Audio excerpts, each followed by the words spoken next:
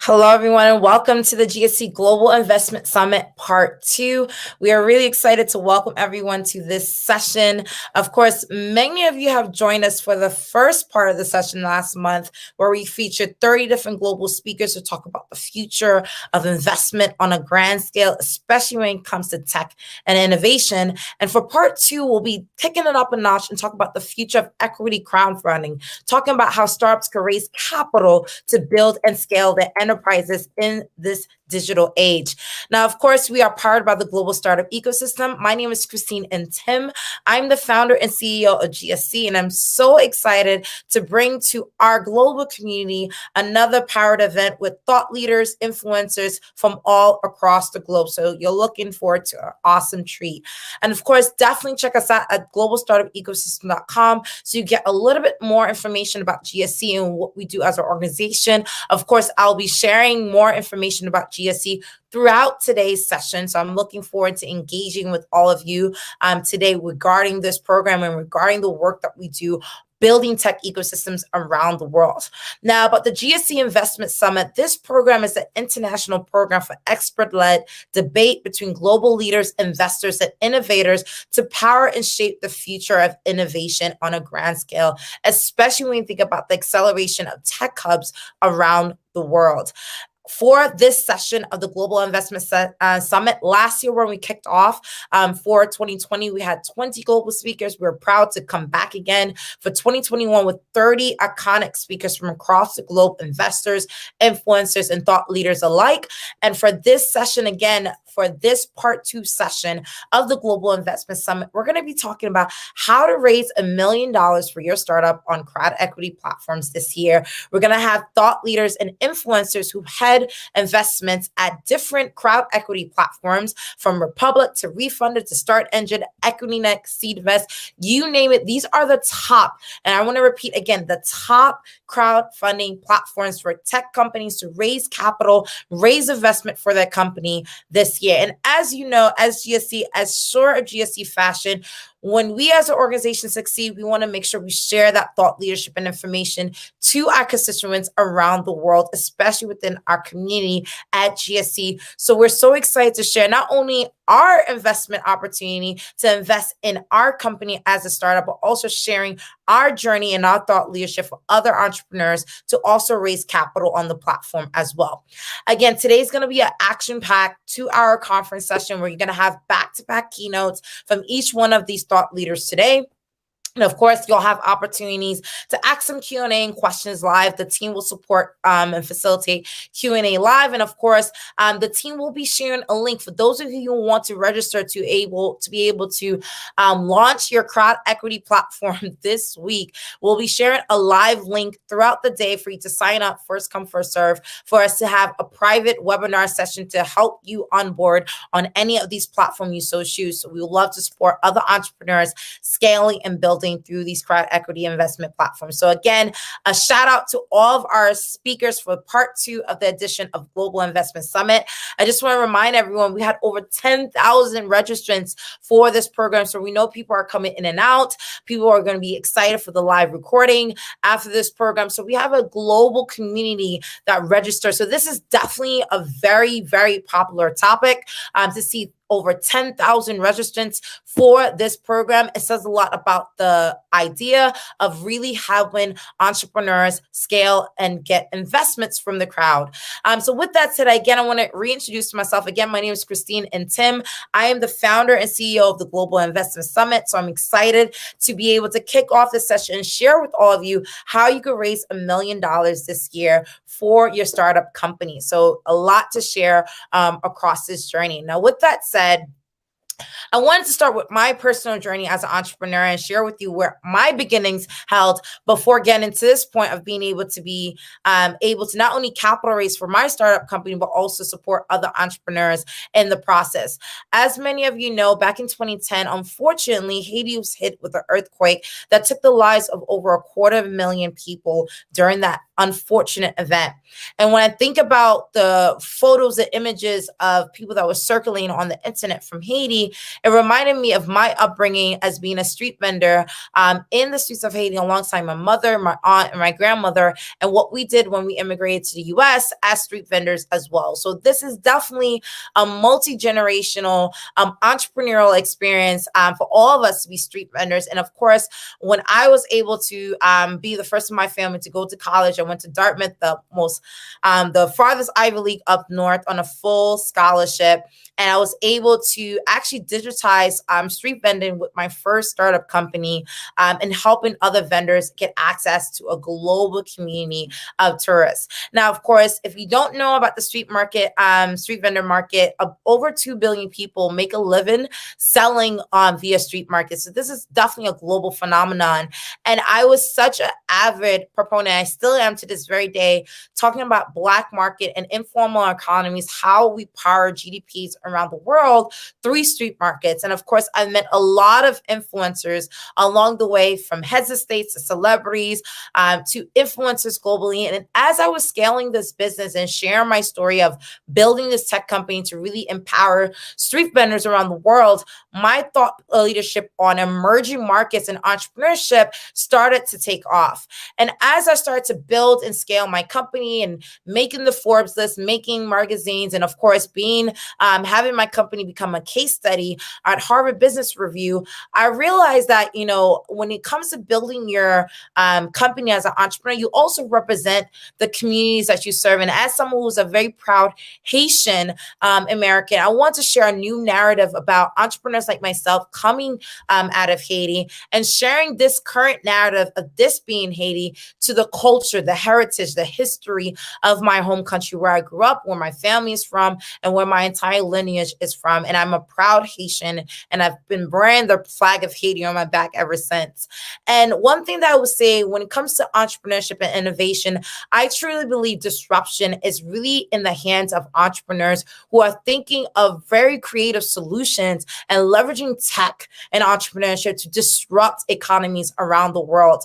And we started GSC really to really scale innovation in emerging markets, because of course, many of you know, when you think about entrepreneurship and innovation, unfortunately, we only think about Silicon Valley, and that narrative needs to change. Innovation is happening on a global scale. So this image that you see right here before you is actually in Haiti, where thousands of people from around the world flew down to Haiti in 2017. And this was the genesis of us building tech hubs around the world. And of course, this made headlines. We had speakers like Jack Dorsey, Ben Horowitz, and other billionaires and influencers support the movement that we're doing to build the Haiti tech economy from 2017. This year, this program will be in its 5th edition, the longest standing program in the Caribbean and within the region consistently. And of course, we took this conversation and started scaling entrepreneurs through career accelerators across the ecosystem. And we did not stop there. We went to the African continent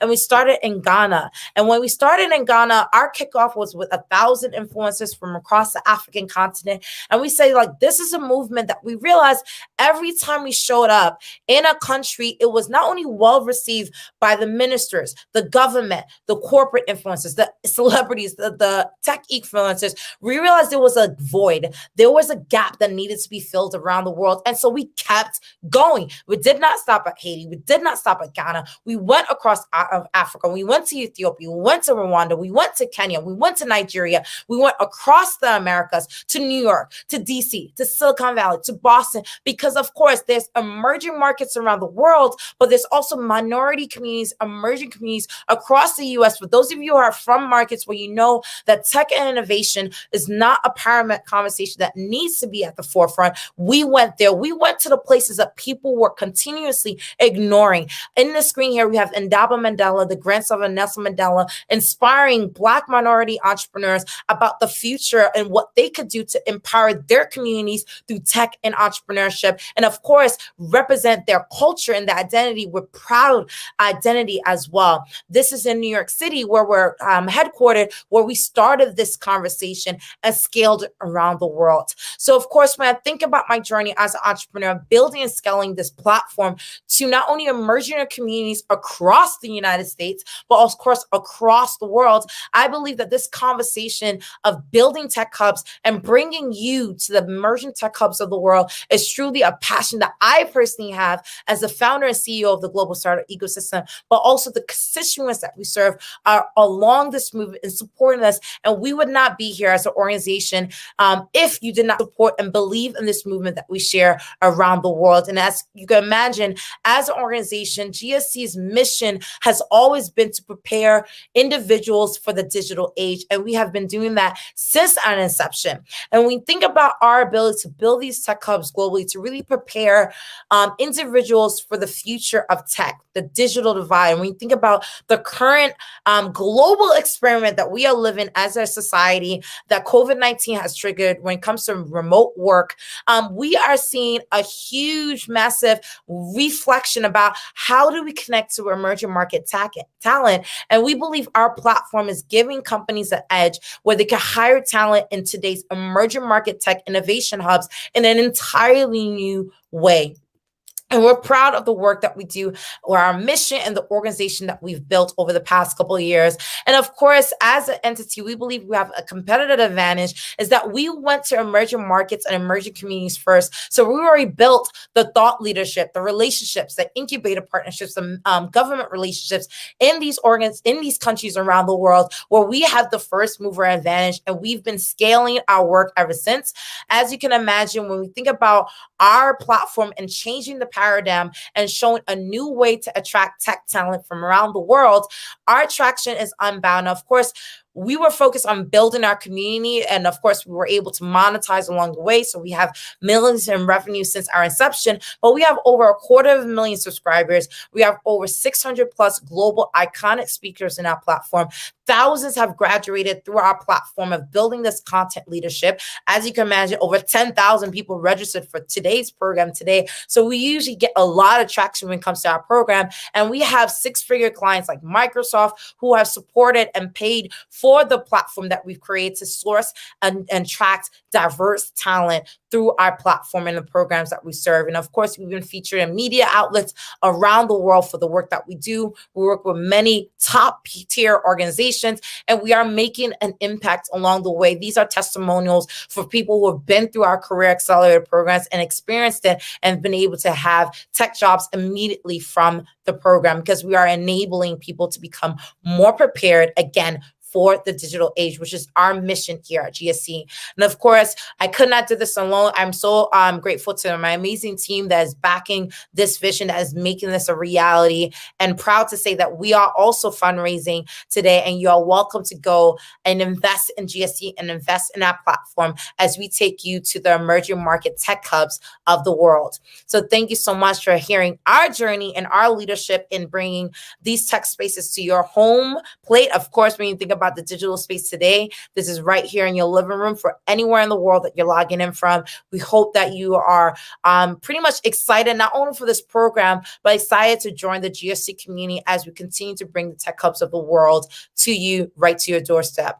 Now, before I introduce our first speaker of the lineup, take a look of our summary video of what we do here at GSC, and then we'll kick off with our first speaker. Thank you so much, everyone.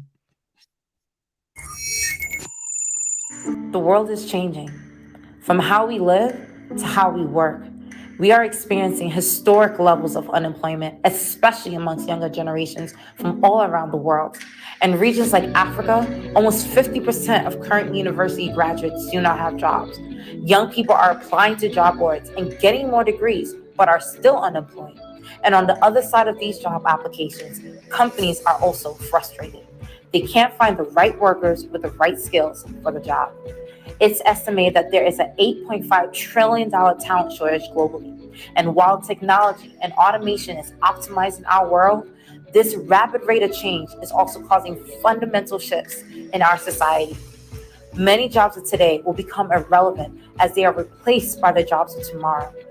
We need a better way to recruit, train, and prepare this generation for the future of work. Welcome to the global startup ecosystem. We created and scale what we believe is the world's first talent career accelerator platform with thousands of participants every year trained for jobs of the future. We've hosted career programs and mega tech summits in countries all over the world, from across the Americas to across the Caribbean and across Europe and across Africa, in places like Nigeria, Ghana, Egypt, Ethiopia, South Africa, and more. Our career app gives companies the opportunity to upskill this generation by launching digital career accelerator programs that attracts, trains, and hires the best talent from all over the world. This customized career dashboard was created to support individuals from the day they enter the workforce to the day they retire from it, giving young people access to continuous training, career opportunities, and communities from all over the world. We believe that global unemployment and rapid upskilling will be defining challenges of our time, and we're taking it head on. In the past few years, we've scaled to 250,000 users, have 600 speakers, and have institutional clients and industry leaders who use our platforms such as LinkedIn, Forbes, SAP, US State Department, MasterCard, Intuit, Google, AWS, IBM Cloud, Facebook, and more. We believe that our platform can upskill 1 billion people by 2030 and transform how we prepare for the jobs of tomorrow today.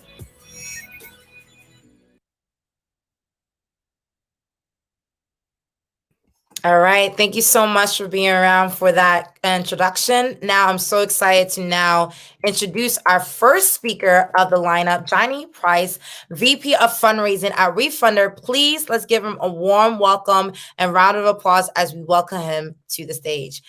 Johnny Price, welcome to the GSC Global Investment Summit. It's a pleasure to have you. Thanks so much. It's great to be here. All right. I'll pass it over to you. Yeah, awesome. Well, I want to talk about two things today.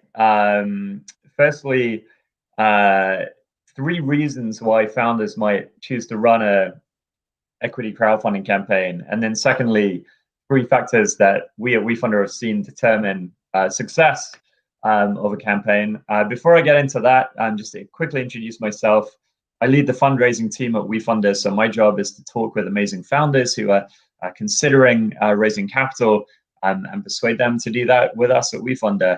I've been here for 3.5 years. It's been a hell of a ride, a roller coaster, seeing the growth of the industry and WeFunder during that time.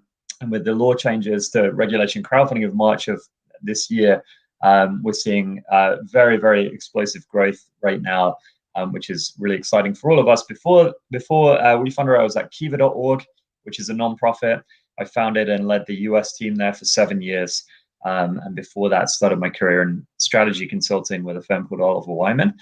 From the UK originally, lived 10 years in San Francisco, and now based here in Nashville, Tennessee, with my wife and 3 kids. So that's me. But to get back to the 3 reasons why, as a founder, you might consider running an investment crowdfunding campaign. The first is to raise more money more quickly. So what these new laws, regulation crowdfunding, allow you to do as a founder is a couple of pretty interesting new things that can help you accelerate your fundraising. The first is, as well as raising from accredited investors, and on WeFunder about 50% of investment volume is coming from accredited investors, you can now also raise from unaccredited investors. Accredited investors, household wealth of $1 million or more, excluding your primary residence. This is just 5% of the population. So by allowing you to raise from your customers, your LinkedIn connections, your friends and family, everyone, the number of people that can invest in you goes from 5% of the population to 100% of the population.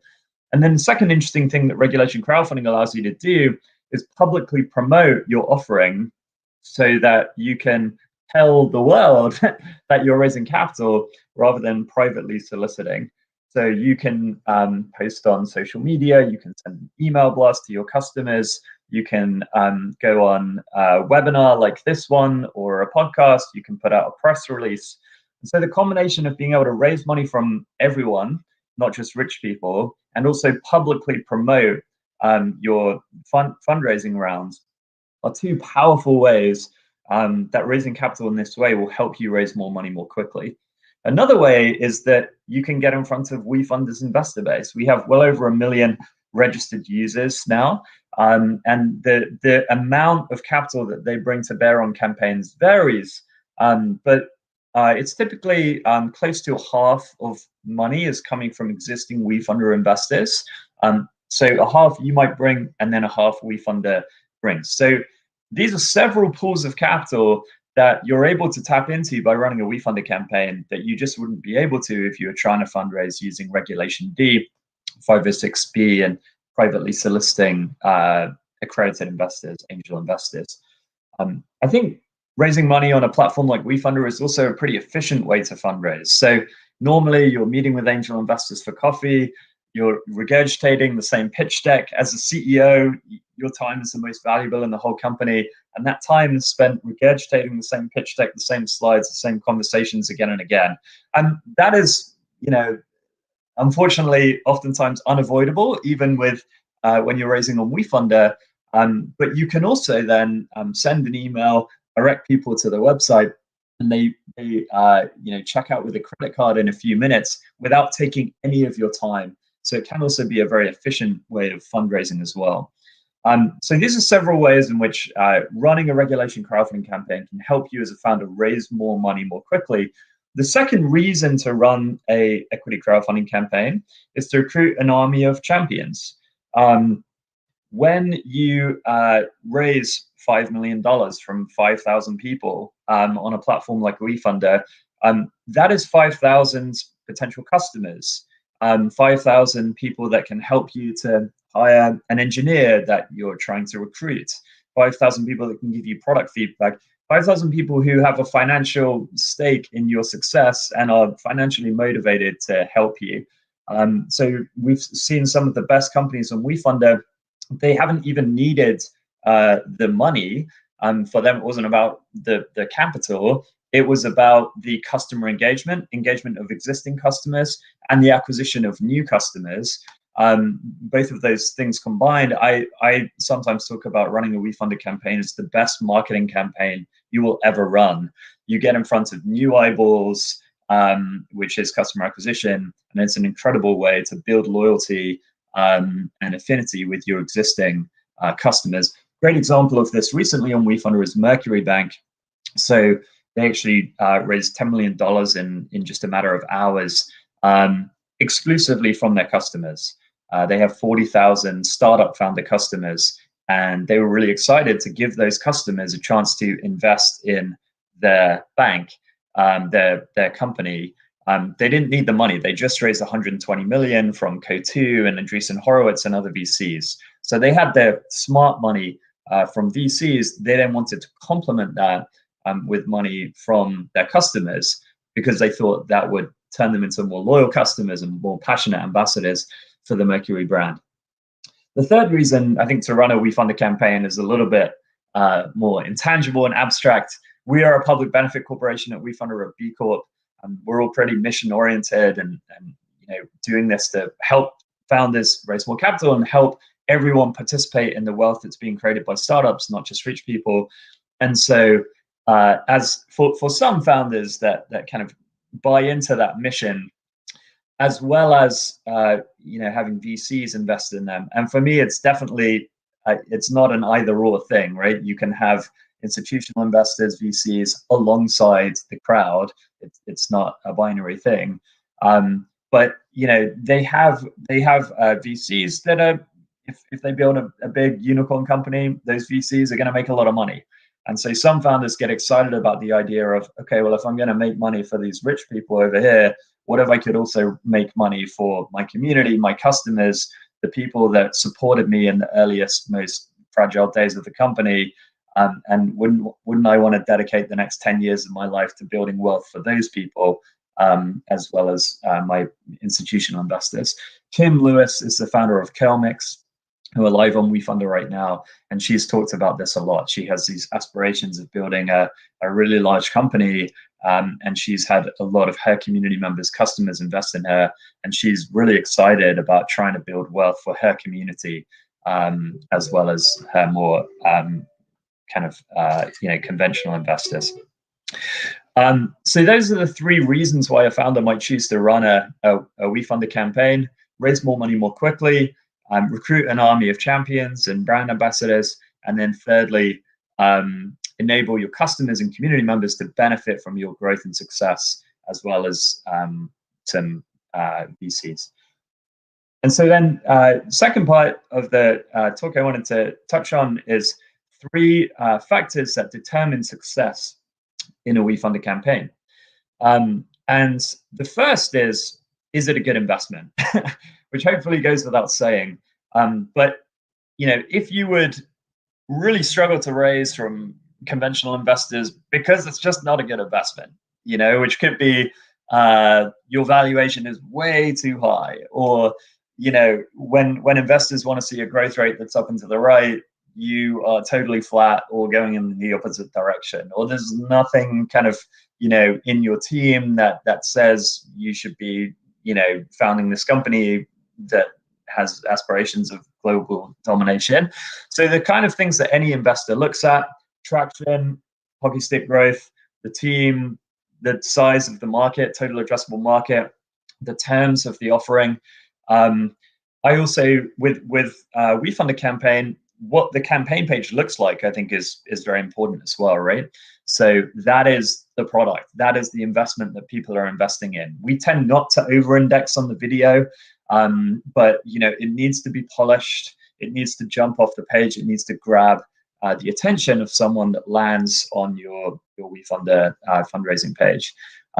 So firstly, is this an investment that is a good investment objectively?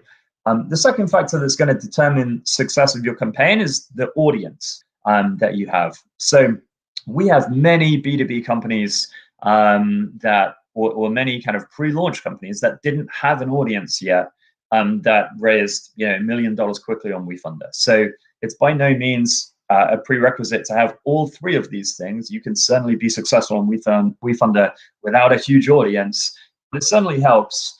And I kind of highlight three aspects of an audience that are going to determine how receptive that audience will be to your We Fund a campaign. The first is obviously the size. So if you have a huge audience of 1 million people, that's just more people that you can market the campaign to, goes without saying. The second is the quality of the audience in terms of how much they love you. So if they are really, really excited about what you're doing, then when presented with a chance to invest in your company, they're going to jump at it. A good example of that recently on We Fund a was Rome Research. So they raised $1 million very, very quickly in a matter of hours on We Fund a. And I think the biggest reason for that was their customer base, which was also pretty large, but their customer base was absolutely passionate about the product. And so when given a chance to invest in that product, they jumped at it. I think WeFunder is another good example of that. We raised recently $5 million, the maximum in regulation crowdfunding from our own investor base. And again, when we present our users who really like our mission, really like what we're trying to do in the world, when we present our users with a chance to invest in WeFunder, they jump at it. So how much do your customers love you is, I would say, one of the most important factors in determining success of a regulation crowdfunding campaign. And then also, I guess, how likely they are to invest in an equity crowdfunding campaign. So that's going to be, honestly, at the end of the day, do they have disposable income to invest, firstly? And then maybe secondly, their familiarity with investing, or their kind of openness to technology or financial innovations. So I think Mercury Bank is another is relevant again here. Their customers were 40,000 startup founders, and startup founders tend to love WeFunder because this is actually why our founders, who were serial entrepreneurs, started WeFunder. Was they wanted to invest in their friends' startups, but they weren't yet accredited investors. They weren't millionaires. And so they weren't able to. And so they loved the idea, even, as kind of scrappy founders still hustling, the ability to invest in their friends' startups for $100, $200. And so I think Mercury's customer base of startup founders were very, very, high propensity to invest in WeFunder campaign. And their campaign, they raised $10 million in 5 hours, which was pretty explosive. So the first reason, or the first factor that drives success is it a good investment? The second is the size and the quality of the audience that you have. And then the third, it's going to be a word I just use, hustle. So as a startup founder, you can actually compensate for the first and the second points. If you have an investment that maybe it wouldn't wow, the best VCs in Silicon Valley, maybe your audience is still being built up. But you can compensate for those with, creativity, energy, drive, determination, and just kind of pounding the pavement.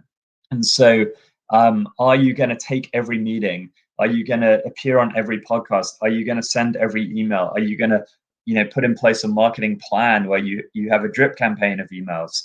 Are you going to engage on social media, et cetera, et cetera, et cetera? And so, a really great example of this, I think, is my friend Max Tuchman from Caribou. She raised $1 million, actually, I think it was 1.7 million on WeFunder back in, I want to say 2018, 2019. And she just was a whirlwind of energy for the 2 or 3 months of her campaign. I would be, exchanging emails with her late at night. She was always up. I was, working at like 10 p.m. on the West Coast, and she was still up at 1 a.m. on the East Coast, just working super hard and hustling hard. And so for me, those are the three factors that will determine success with WeFunder campaign. Firstly, is it a good investment? Secondly, the size of your audience. And then thirdly, can you bring the energy, the creativity, and the hustle to make it happen? And with that, I will hand back. I don't know if there's time for any questions. Might be time to usher in the next speaker, but thanks so much for having me. Thank you so much, Johnny. I know we ran out of time for questions, but there are definitely people sending messages in the Slack thread, and we'll follow up post-program. Thank you so much. This was amazing. Thanks, Christine. You too. Bye, guys. Bye. All right, ladies and gentlemen, you just heard from our first iconic speaker, Johnny Price, who gave 3 reasons to fundraise and some great insight on the experience of capital raising on their platform. So he's the VP of fundraising at WeFunder. Hopefully you guys take notes. And of course, please send him some messages on the chat feed. We will be sharing his LinkedIn. And of course, the link post the program for you guys to be able to capital raise.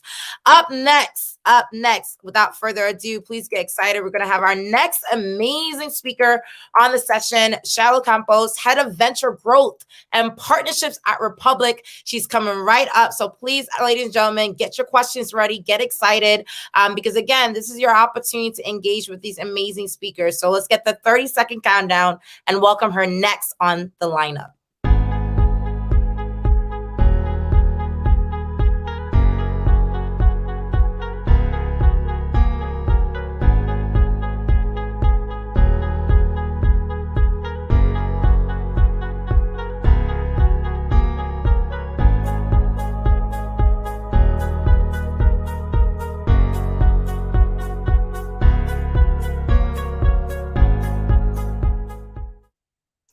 Hello and welcome, Shallow. Such an amazing opportunity to have you on the Global Investment Summit.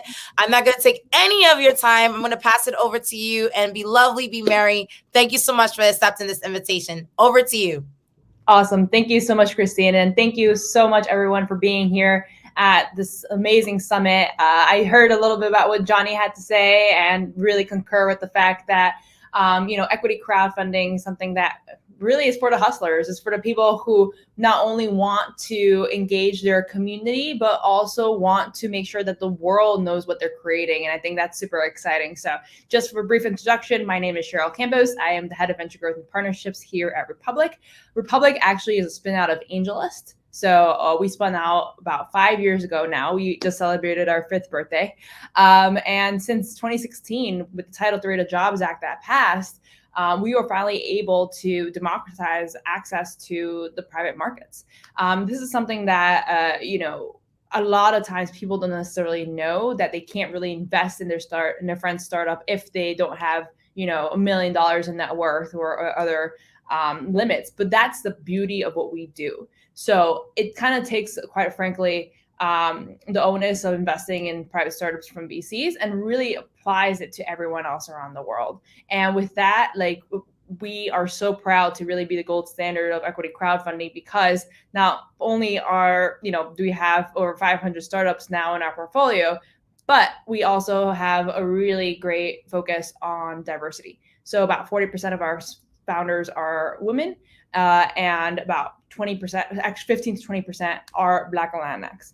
And those are stats that, people don't necessarily fabricate. It is mostly from the fact that, one, we have democratized access to this space and we are giving them the access to capital that they need to thrive. But two, it's also because we're very intentional about it. So we have a couple of programs that we've created in order to make sure that our pipeline is diverse. We have our venture partner program, which I started actually right as the pandemic began. In time of crisis is also a time of opportunity and bringing people together. And so we were able to bring 30 amazing VCs, accelerators, and ecosystem players to really come together and help be ambassadors and mentors to founders, especially underrepresented in different areas. So we have about 33 states represented in our portfolio, and that's not a coincidence. That's also because a lot of our venture partners are everywhere in different cities that we believe are emerging hubs that we really want to be a part of. So whether it's Austin, Miami, LA, Detroit, we have a lot of different, Atlanta, we have a lot of different partners there. So not only that, but we make sure that we are inclusive. So we also acquired She Works.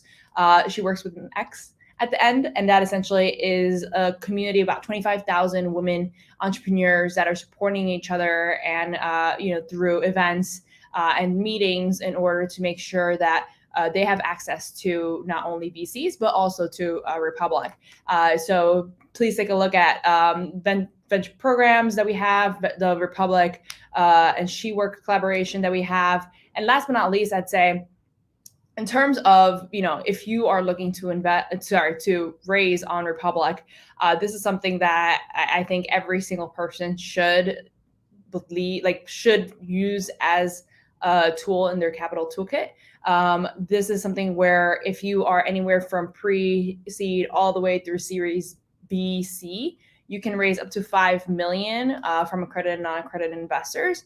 And so through that, not only do you have to show, like Johnny mentioned prior, actually, that if you are if you're a hustler, if you already have some traction, you have to really market your campaign. So the way that we look for startups are, are they a hustler? Are they going to crush it? Are they crowdfundable?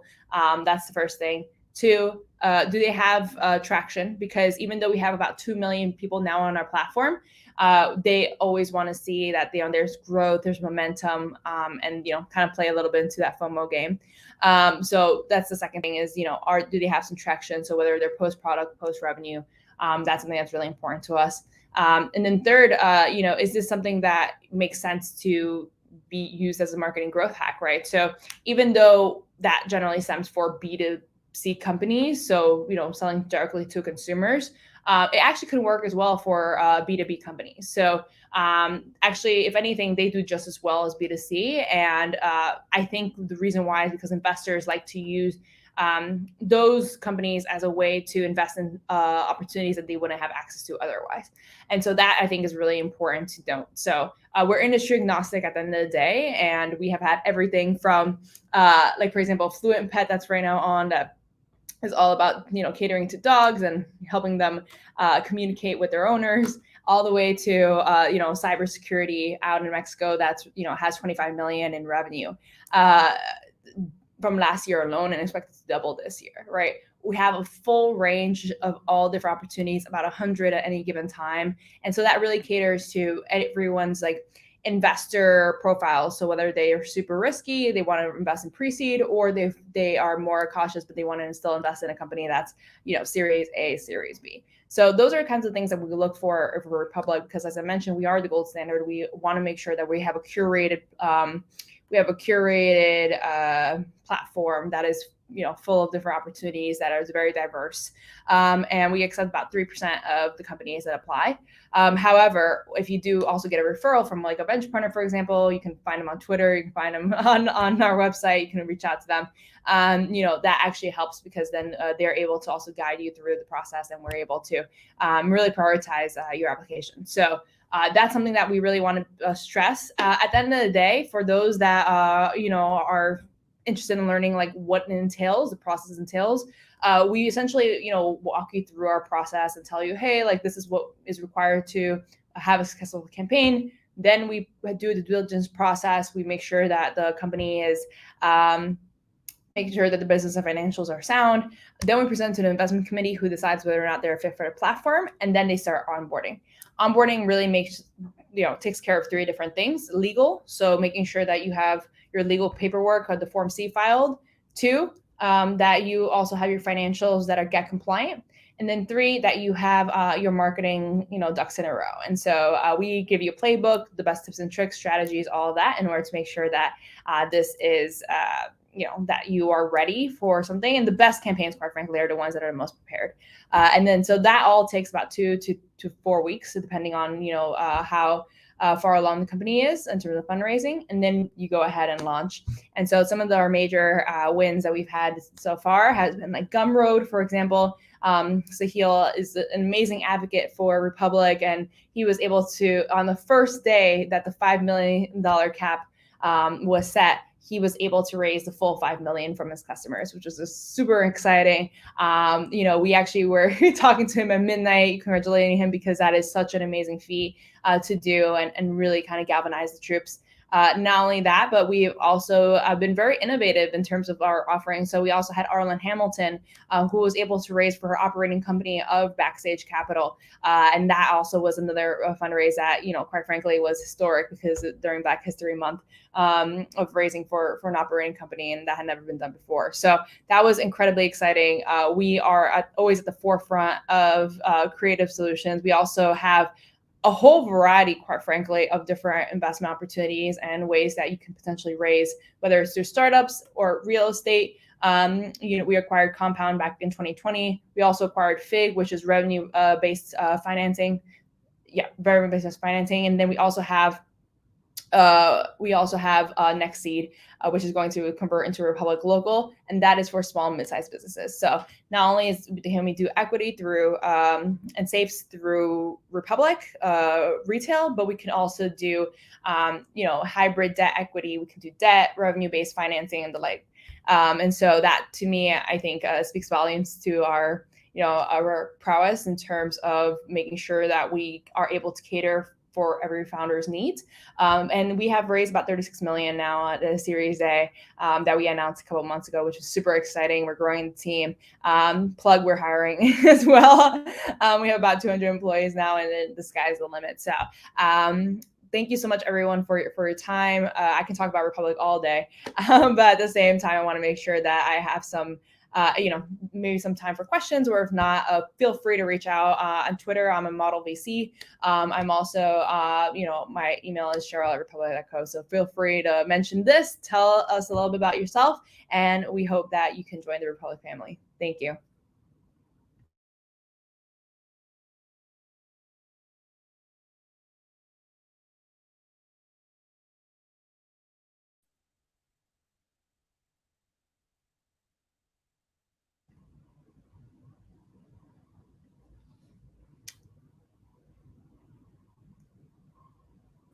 I'm not sure if you wanted to open it up for questions. We do have about 2 questions in the chat feed. Yeah, I would love that. Yes. Awesome. So one question coming in from Shanice is, how would someone go about fundraising on Republic? Is there a time frame or a timeline? Yes. So in terms of campaigns, it's anywhere from 2 months all the way through 6 months, depending on how much you want to raise. It also depends on the strength of your community and how much preparation ahead of time you've done for marketing. So at the end of the day, it really runs the gamut. It's all about making sure that you have a community that you can tap into. We ask all issuers to raise the first 25K through their community, and then we go ahead and then blast it to our 2 million people. That's just to make sure that folks are engaged and they're actually bringing the community in and really building that momentum, so that when we go out to our own membership, that we have at least 25K that they see that has been invested already. And so that really allows for folks, quite frankly, to have FOMO, to see, oh, wow, like they've invested, I want to invest as well. And so that's kind of the timeline generally. And then onboarding in itself also takes, as I mentioned, about 2 to 4 weeks. So all of this, is a process. However, I do want to state that it is not exclusive. So it's not that you raise from VCs and then you raise from Republic. You can do it at the exact same time, because they fall into different regulations, which I think is really exciting. So most of our startups that are raising from VC are also raising on Republic. And I think that's the incredible part of it, is that you can be raising from 2 different sources at the same time. So even though it sounds like a longer time horizon, but VC fundraising also takes a while. And so it actually works out pretty well.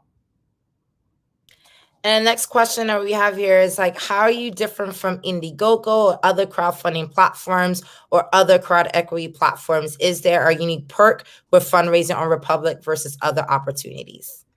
Thank you for that question. We get that all the time. So I appreciate you bringing it up. And quite frankly, Kickstarter, Indiegogo are rewards-based crowdfunding. So when you donate basically to these projects, and if they then later sell to Facebook for $1 billion, like Oculus did, you just keep your prototype, right? Whereas, for example, in Republic, what you do is you actually invest in these startups. And when, if they go on and then get acquired or, IPO, you have a chance of actually getting a return, right? And so it actually really aligns incentives, because your early backers are actually on the road to financial success along with you. And that also compels them to tell their friends, to their family, to make sure that everyone knows about what you're doing and can also invest and have this opportunity. So that's what makes this really important. Quite frankly, if we're also different from other crowd investing platforms, just because we are the gold standard. We did come out of AngelList. We're very curated, as I mentioned, and I think at the end of the day, we do have a commitment to diversity and inclusion, and I think that is, believe me, like we live and breathe that. So that's something that is very important to us. And that's the reason why I'm here. Amazing. It's an honor to have you, Charlotte. Thank you so much. I'm sure people are still buzzing. Of course, we will be sharing updates about how people could fundraise on Republic. We got a lot of questions from the crowd. So thank you so much for joining us. It was a pleasure to have you. Thank you so much, Christine. Bye. Bye. So ladies and gentlemen, again, there goes our second amazing speaker. You just heard from Charlotte Campos, Head of Venture Growth and Partnerships at Republic. So far, you were able to hear from two amazing speakers. We had our speaker from Refunder, now from Republic. We have a next speaker coming in after the break in the next 5 minutes. So feel free to, of course, share your questions, share any ideas or thoughts that you have. We have more coming up. And each one of these speakers, ladies and gentlemen, as a reminder, are sharing thought leadership about how you could be able to capital raise on a platform to raise capital for your startup. And I'm sure many of you have seen all the companies who are capital raising this year. This is a unique time to actually capital raise through the crowd. And so take on the opportunity, really jump in and dive in. We're now going to move on to break. So get ready, grab a water, grab your notes, and get ready for the next session. We're going to introduce our next speaker coming in the next 5 minutes. So get ready. Looking forward to introducing the next speaker for the lineup. 5-minute break. See you on the other side.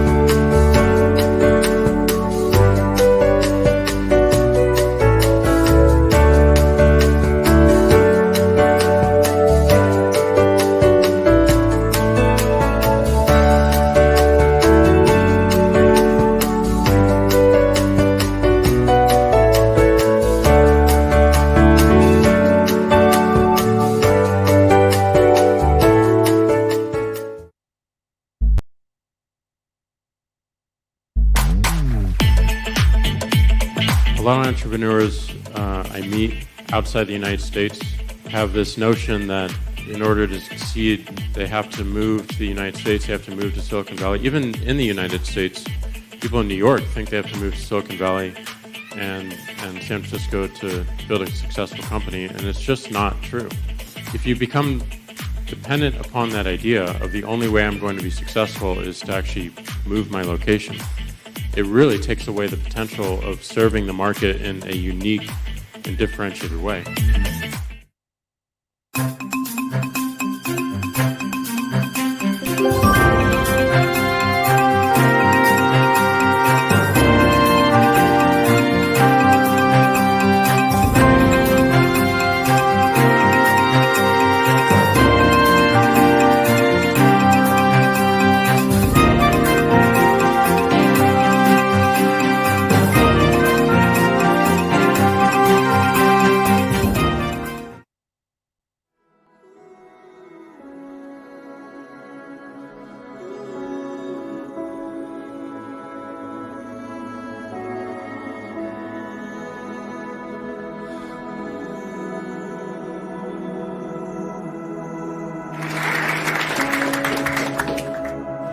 Were you always passionate about the space field? I mean, clearly you have to get into rocket science. I'd say it's my earliest memory, if I was being honest, is wanting to be an astronaut. I never really grew out of that. With technology, things will continue to get lighter, faster, and more efficient.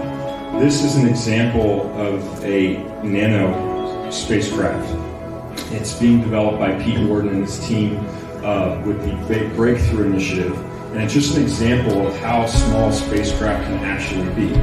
It's a fully functioning spacecraft. There are photon thrusters on board. There's a flight computer on board. There are cameras on board. We have 7 billion plus people on the planet, and only 600 people on this planet as human beings been to space. Did you guys know that?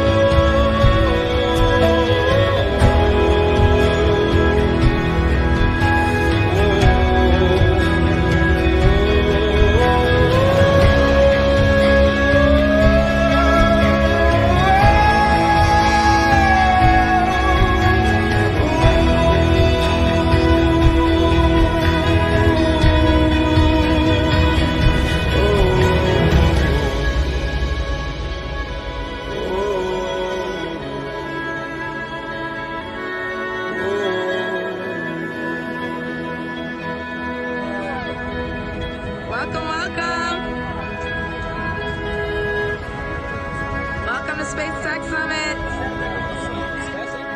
Space Tech Summit! Woo!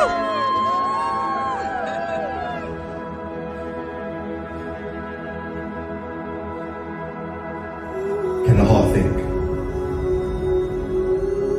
Put your heart into running, see if you run the same. Put your heart into reading, see if you read the same. Put your heart into cooking, see if it tastes the same.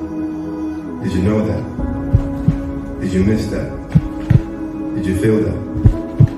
It's more than a heartbeat. So now you tell me, can the heart think?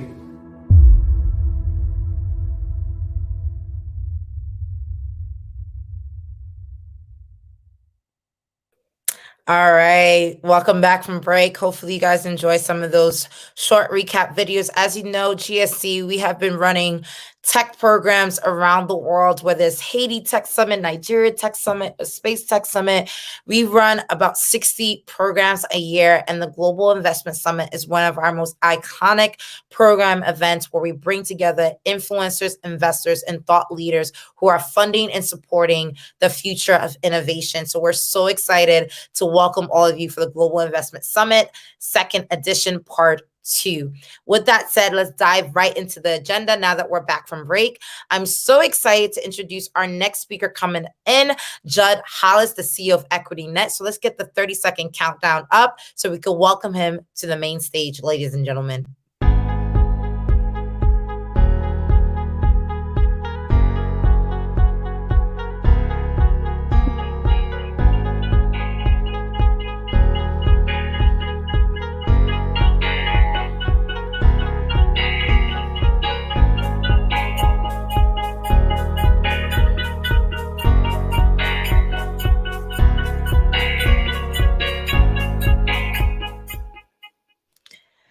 Hello and welcome. We're so excited to welcome you, Judd, to the GSC Global Investment Summit. Of course, heard a lot about your thought leadership. You've pioneered this space, so it's really an honor to welcome you to this program.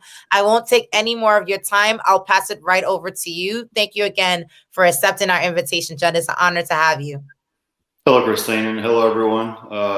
It is an honor and a pleasure to speak at the Global Investment Summit today. As you introduced, EquityNet and myself have been functioning in this space for quite a long time. We founded the platform over 15 years ago, which makes it literally the first crowdfunding platform launched in North America, actually before the word crowdfunding even existed. Just a little bit about EquityNet. Like I said, it's a 15-year-old platform. It's been used by thousands of companies. Up to date, over $600 million has been raised. It focuses on accredited investors and features over 25,000 accredited investors. The platform is backed by 5 granted patents. And features some very advanced technology that's been developed over the years. I was asked to speak a little bit about the industry's background, given that I've been functioning in the industry for quite a while, and to give a little context about how much it has evolved throughout the years, and then of course touch upon where the industry may be headed in the future.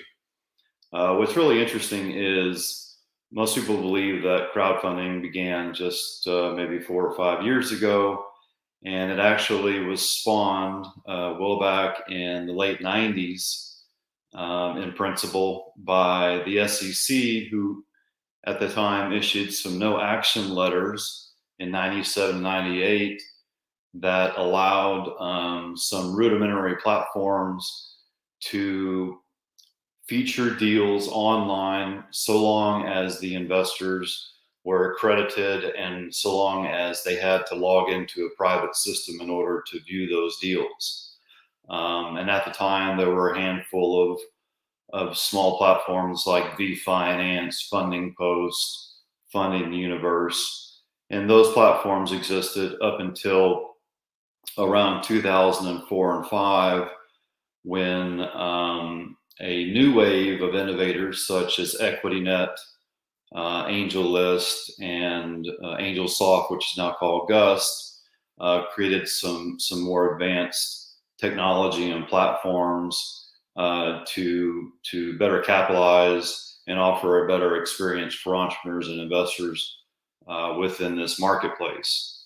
And so what's really happened over time is three things have come together to create this industry, and that is, of course, the internet and the connectivity it enables between multiple parties, the e-marketplace business model and the technologies that underlie all these platforms, and then lastly, the deregulation that has occurred incrementally beginning way back in 97, 98. Now, of course, the significant change in the regulations occurred with the advent of the Jobs Act, which was signed into law in 2012. And the Jobs Act featured a series of what's called titles. And each one of those titles were implemented over time since 2012. In 2013, what's called Title II was implemented, and that allowed for the first time general solicitation to occur, meaning companies could openly advertise their need for funding in the open world, not behind a closed password-based firewall. In 2015, what's called Title IV was implemented, and that allowed what's called Reg A+, and that allowed companies to raise up to 50 million at the time from non-accredited investors. That has since been up to 75 million. And then lastly, in 2016, what's called Title III, or Regulation CF, Regulation Crowdfunding, was implemented, and it originally limited the companies to $1 million. Now that has been increased to a $5 million limit. So there has been a series of incremental steps towards deregulating this industry. And as that has occurred, there's been a series of phases or waves of companies that have launched to innovate within the industry, whether it be going way back to Funding Universe, and then EquityNet, and then more recently companies like just presented Republic or WeFunder. And so the industry has become quite large, quite segmented in terms of the various business models and the ways in which companies can use these platforms to raise capital. There are probably, you can think of it as two main types of platforms. There are platforms that charge commissions, and those would be like WeFunder, Republic, and Start Engine. And then there are other platforms on the other side of that marketplace that are flat fee, such as Crowdfunder, Fundable, and EquityNet. And so, and those are all focused largely upon equity capital. Of course, there's a whole nother space of platforms that are based upon debt financing, such as Cabbage and On Deck, Lending Club. There are dozens and dozens of platforms out there that have different types of offerings and different types of pricing models and even different types of investors. But back to EquityNet, we are a flat fee based platform. We don't charge commissions. It is a simple month-to-month subscription. We have at this point been used by over 10,000 companies. We have over 25,000 accredited investors in our closed private network that can be viewed and accessed by entrepreneurs. And the company is used in this manner to raise capital for all types of exemptions, for Reg D exemptions, for Reg A, and even Reg CF companies that are listing primarily upon something like Republic can relist and re-advertise, call it, on EquityNet. So we're a very diverse platform in our business model and our ability for companies of varying maturities, using different exemptions for their funding rounds, to use EquityNet. And I thought I would offer just a few details about the types of companies that are using crowdfunding. Because given that EquityNet has been used by thousands of companies, when we've been fortunate in accumulating a very large amount of statistical data that characterizes, the types of companies that use crowdfunding. And so, for example, when you look at EquityNet and you look at the types of companies, you see that companies are seeking anywhere from $1 to $4 million on average. That they are that the amount of capital being sought has been around $2 million has been the typical funding round, but over the past 5 years that has trended up to more of around $2.5 million. Surprising to some people, the average age of the companies that use EquityNet are around 4 to 8 years old. Of course, we do have lots of startups, but we do have some relatively mature companies that use the platform, again, ranging from 4 to 8 years old. In terms of our investors and what they find the most interest, when you look at the statistics on thousands of companies, and all of this information is available on our blog or in the footer of EquityNet, called an area called Funding Statistics, all free data to look at.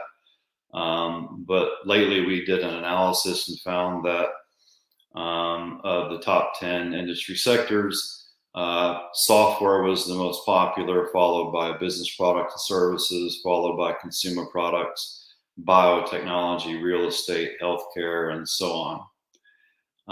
Another interesting set of data that we found on companies that are using crowdfunding, and given that EquityNet is used by thousands of companies, this data I'm referring to is very representative of the entire industry, given the sample size. But nonetheless, the average valuation of companies has trended up over time, more or less in line with the stock market. And whereas it used to be that companies were raising funds at a valuation multiple of around 5 times revenue, that trended up to about 10, and lately has been closer to 11 to 10 times revenue.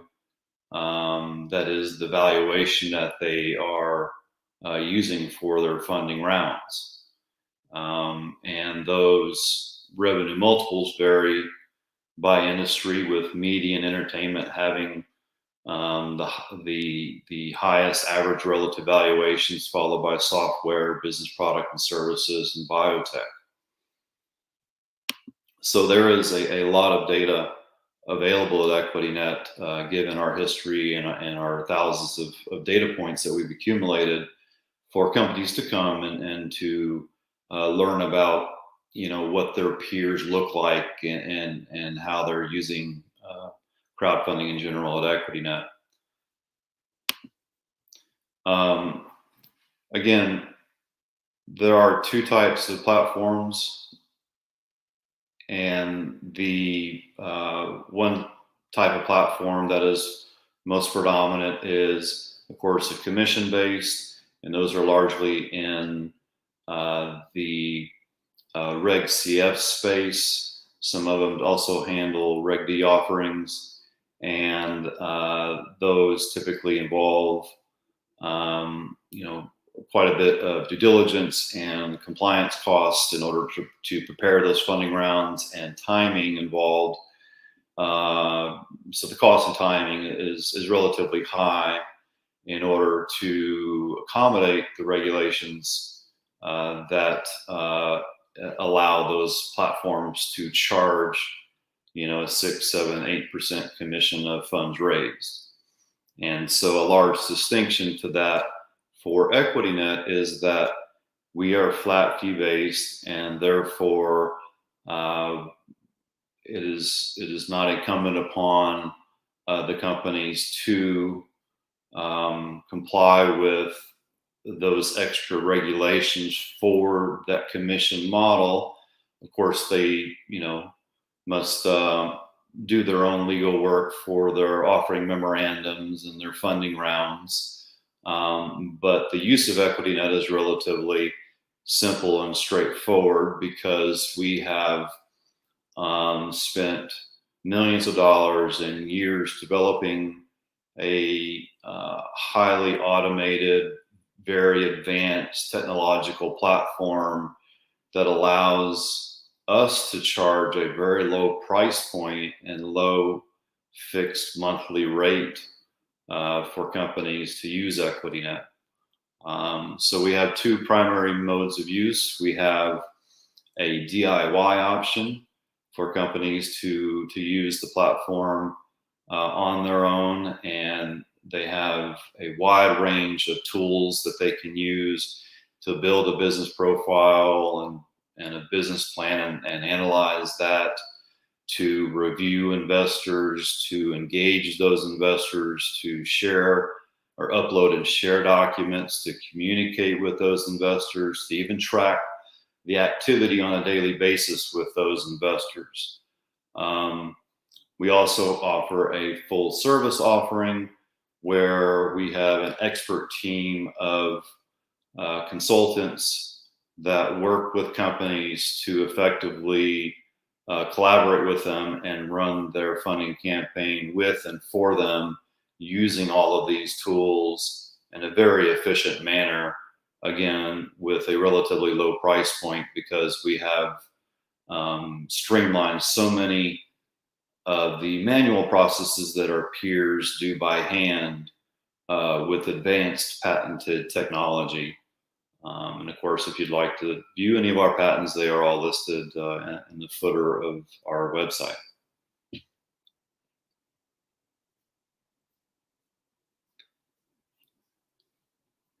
Now I'd like to open up for any questions that may exist. There are several questions, and we do have time to take about 2 or 3. I'll just read some of them out loud to you, Judd, if that's okay. Certainly. All right. The first question is, can you share with us where do you see the future of crowd equity? Is it something that you're going to see change during this pandemic? So I guess there's a pandemic question in there.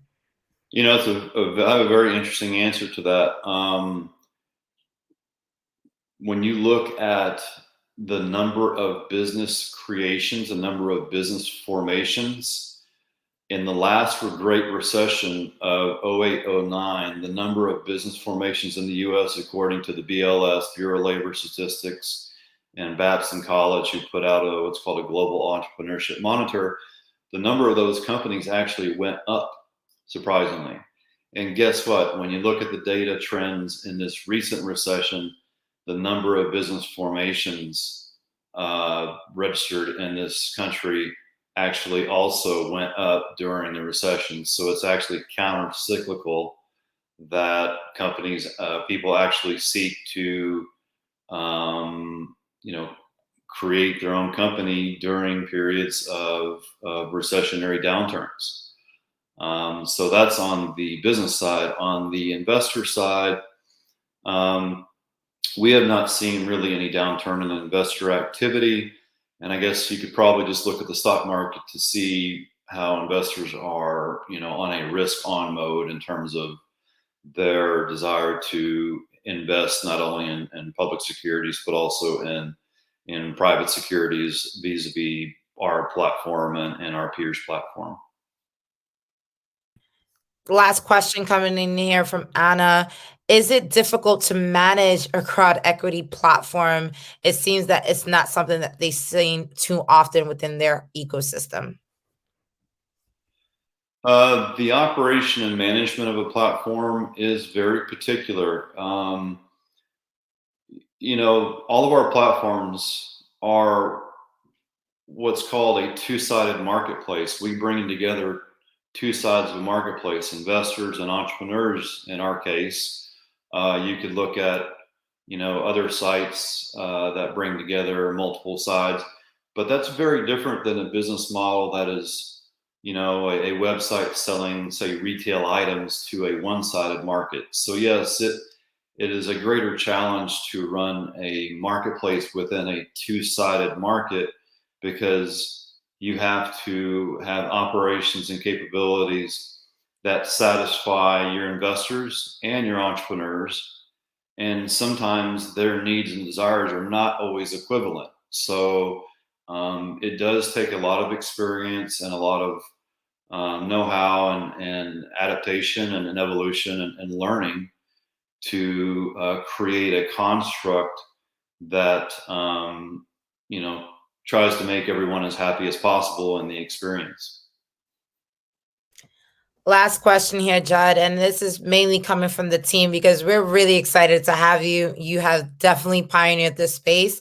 I guess our question for you is, where do you see the future of crowd equity going, and how would you want it to be remembered by when it comes to pioneering this space? And thank you again.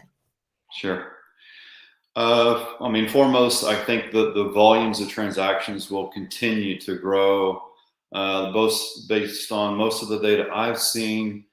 The annual growth rate in our industry has continued unabated to be, you know, 50 to 100% year over year for like a decade now. So it's a hyper growth industry, and there's actually a few industries that maintain that type of growth for that long a period. And I don't see any paring back or limitation in that growth. The fact is, 20 years ago when this industry got started, there was a massive amount of companies, millions of companies in the US starving for capital, and trillions of dollars held by wealthy individuals.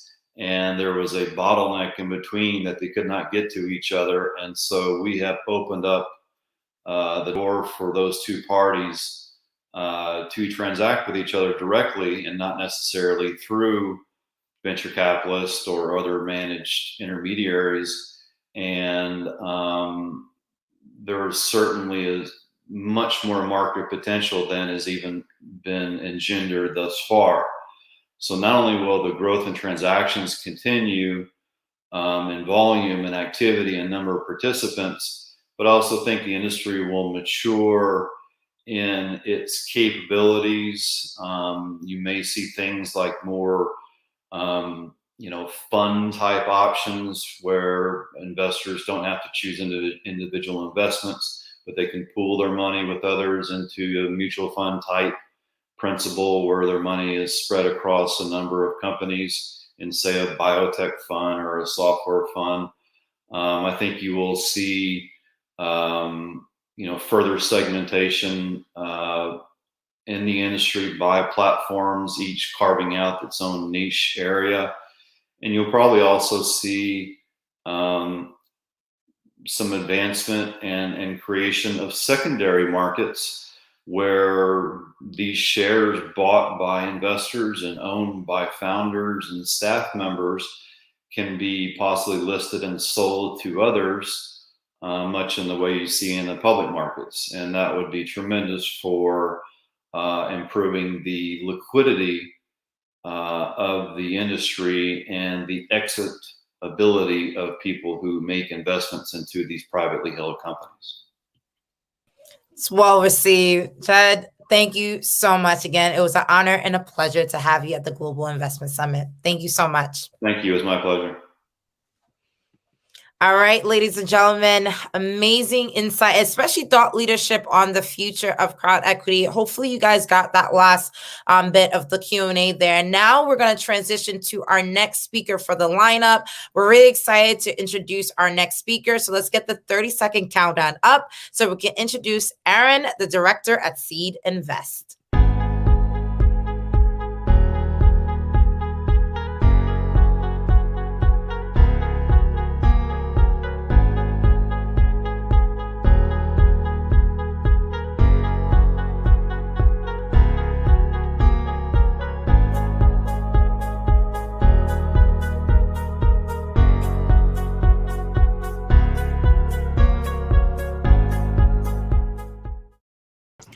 Well, hello.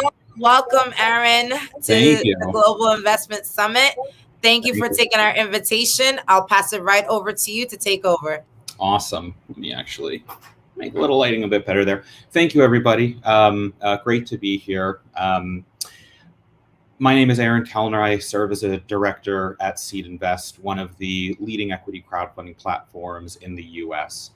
I have been part of Gse Invest for a bit over 8 years now. I actually celebrated my 8-year anniversary a couple weeks ago. And I thought that this would be a really interesting opportunity and time, given everything that we're seeing in terms of the momentum behind equity crowdfunding in the US today, to use this as an opportunity to, one, introduce people to Gse Invest for those who may not be aware of us, but also take the time to reflect, given how long we have been a part of this space, on a number of the lessons learned over the last near decade, in addition to some of the biases that existed in the traditional venture capital space when equity crowdfunding, was first getting going, that we have to date proven to be untrue, and I think are just kind of interesting things to point to and speak to a bit, whether you are on the investor or entrepreneur side of the table. So first, a little bit about Gse Invest. So we are, like I said, one of the leading equity crowdfunding platforms in the US. To date, we and our network of investors have funded through our platform over $350 million into a portfolio of about 250 companies. We pride ourselves on the quality of the offerings that we present to our investor network. Quality over quantity has really been one of the core linchpins of our brand and our approach since we opened our doors, like I said, about 7-8 years ago. Frankly, it has just never been our goal to have as many offerings concurrently raising on our platform as possible, but instead to curate what we believe to be a more attractive set of investment opportunities for our investor network. So on the one hand, what that means is that we are not going to boast, if you will, the as high of a successful offering figure as we know some of the other platforms in our space can, nor the size of our community, et cetera. But on the other hand, what this approach has enabled us to do is, one, raise far more on average for the companies that we do choose to partner with. Last year, the average successful offering on our platform was in excess of $3.25 million raised through Gse Invest, which is multiple times higher than what we're seeing from others.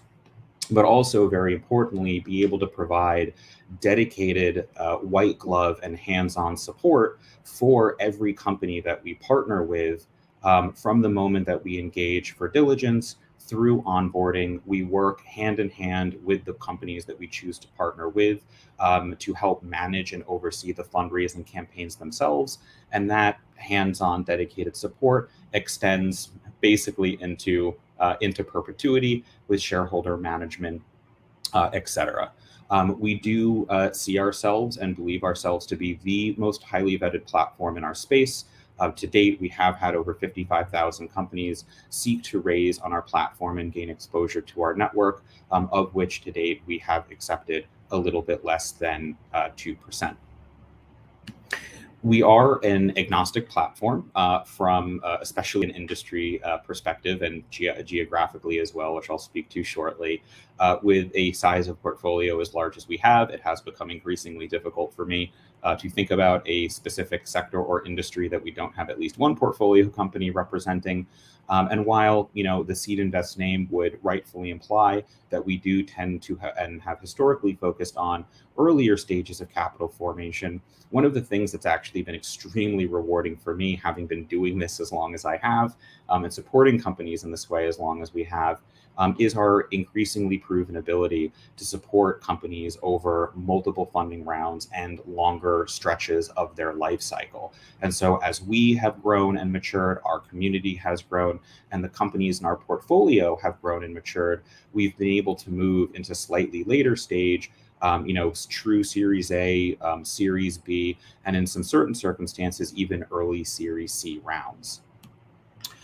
Like I mentioned, we're also geographically agnostic. Pre-pandemic, I would say that we were based in New York, And while most of us are still in that geographic area, we're definitely a bunch more spread out today than we were a couple of years ago. We've always worked and been open to working with companies no matter where in the country they are located. But as time has gone on, we've become increasingly open to working with companies located across the world as well, and do have portfolio company representation across Europe, Asia, and the Middle East, Israel specifically for now. With the appropriate footnote that depending on where a company is, local rules, regulations, as those as here in the U.S., may prevent us from being able to, work in a true crowdfunding capacity, but at least making investments available to accredited investors is something that is pretty tried and true for us at this point. Going alongside or in hand with the highly vetted approach that we've taken since our inception, is this notion that we do not see ourselves, or even equity crowdfunding in general, as inherently competitive or antithetical to traditional venture capital firms or just traditional players in the venture capital ecosystem. It has been, kind of our position and the way that we've operated since inception, that we are merely another participant, and equity crowdfunding is merely another participant in this venture capital ecosystem that is able to confer certain advantages to the companies that choose to leverage it that may not be available elsewhere. And so we have consciously kind of worked and developed processes, our docs, just everything, in a way to be very symbiotic, if you will, with the traditional players in our space. And while it is not anything new for us today, we work and invest alongside VCs, after VCs, increasingly before VCs. Again, it's not competitive one way or the other. We're all in this together to hopefully find support and invest in what we believe to be interesting investment opportunities and good entrepreneurs that are worthy of funding. One of the other ways that we kind of differentiate ourselves a little bit or operate a little bit differently than a number of the other players in our space is the fact that we operate wholly through a regulated broker-dealer. We have been doing this longer than anybody else in our space, having formed our own back in 2014 and facilitating all of our operations through it. And while operating through a BD definitely comes with a lot of headaches for us that we have to deal with as a highly regulated entity, at the end of the day, it's also that decision that enables us to partner with companies in a variety of ways and really craft our engagement and the work that we're doing with these companies to align with the goals of the companies that we're partnering with. And really, that's honestly one of the first questions our team will have when speaking with new companies that we are potentially interested in working with and are potentially interested in working with us. It's, what are your goals? What are you looking to accomplish? And then let's see how we can potentially work together to enable us to help you accomplish those goals. So NowRx, as an example, is, I would say a prototypical example of a traditional equity crowdfunding company with a founder who just believes in democratizing access to his company, sees the value in a larger investor base, and sees value in not taking money from VCs that might have, kind of competing interests or timelines with him as, the founder of the company. NowRx is a company that we have now worked with about 3 times over the last 4 years.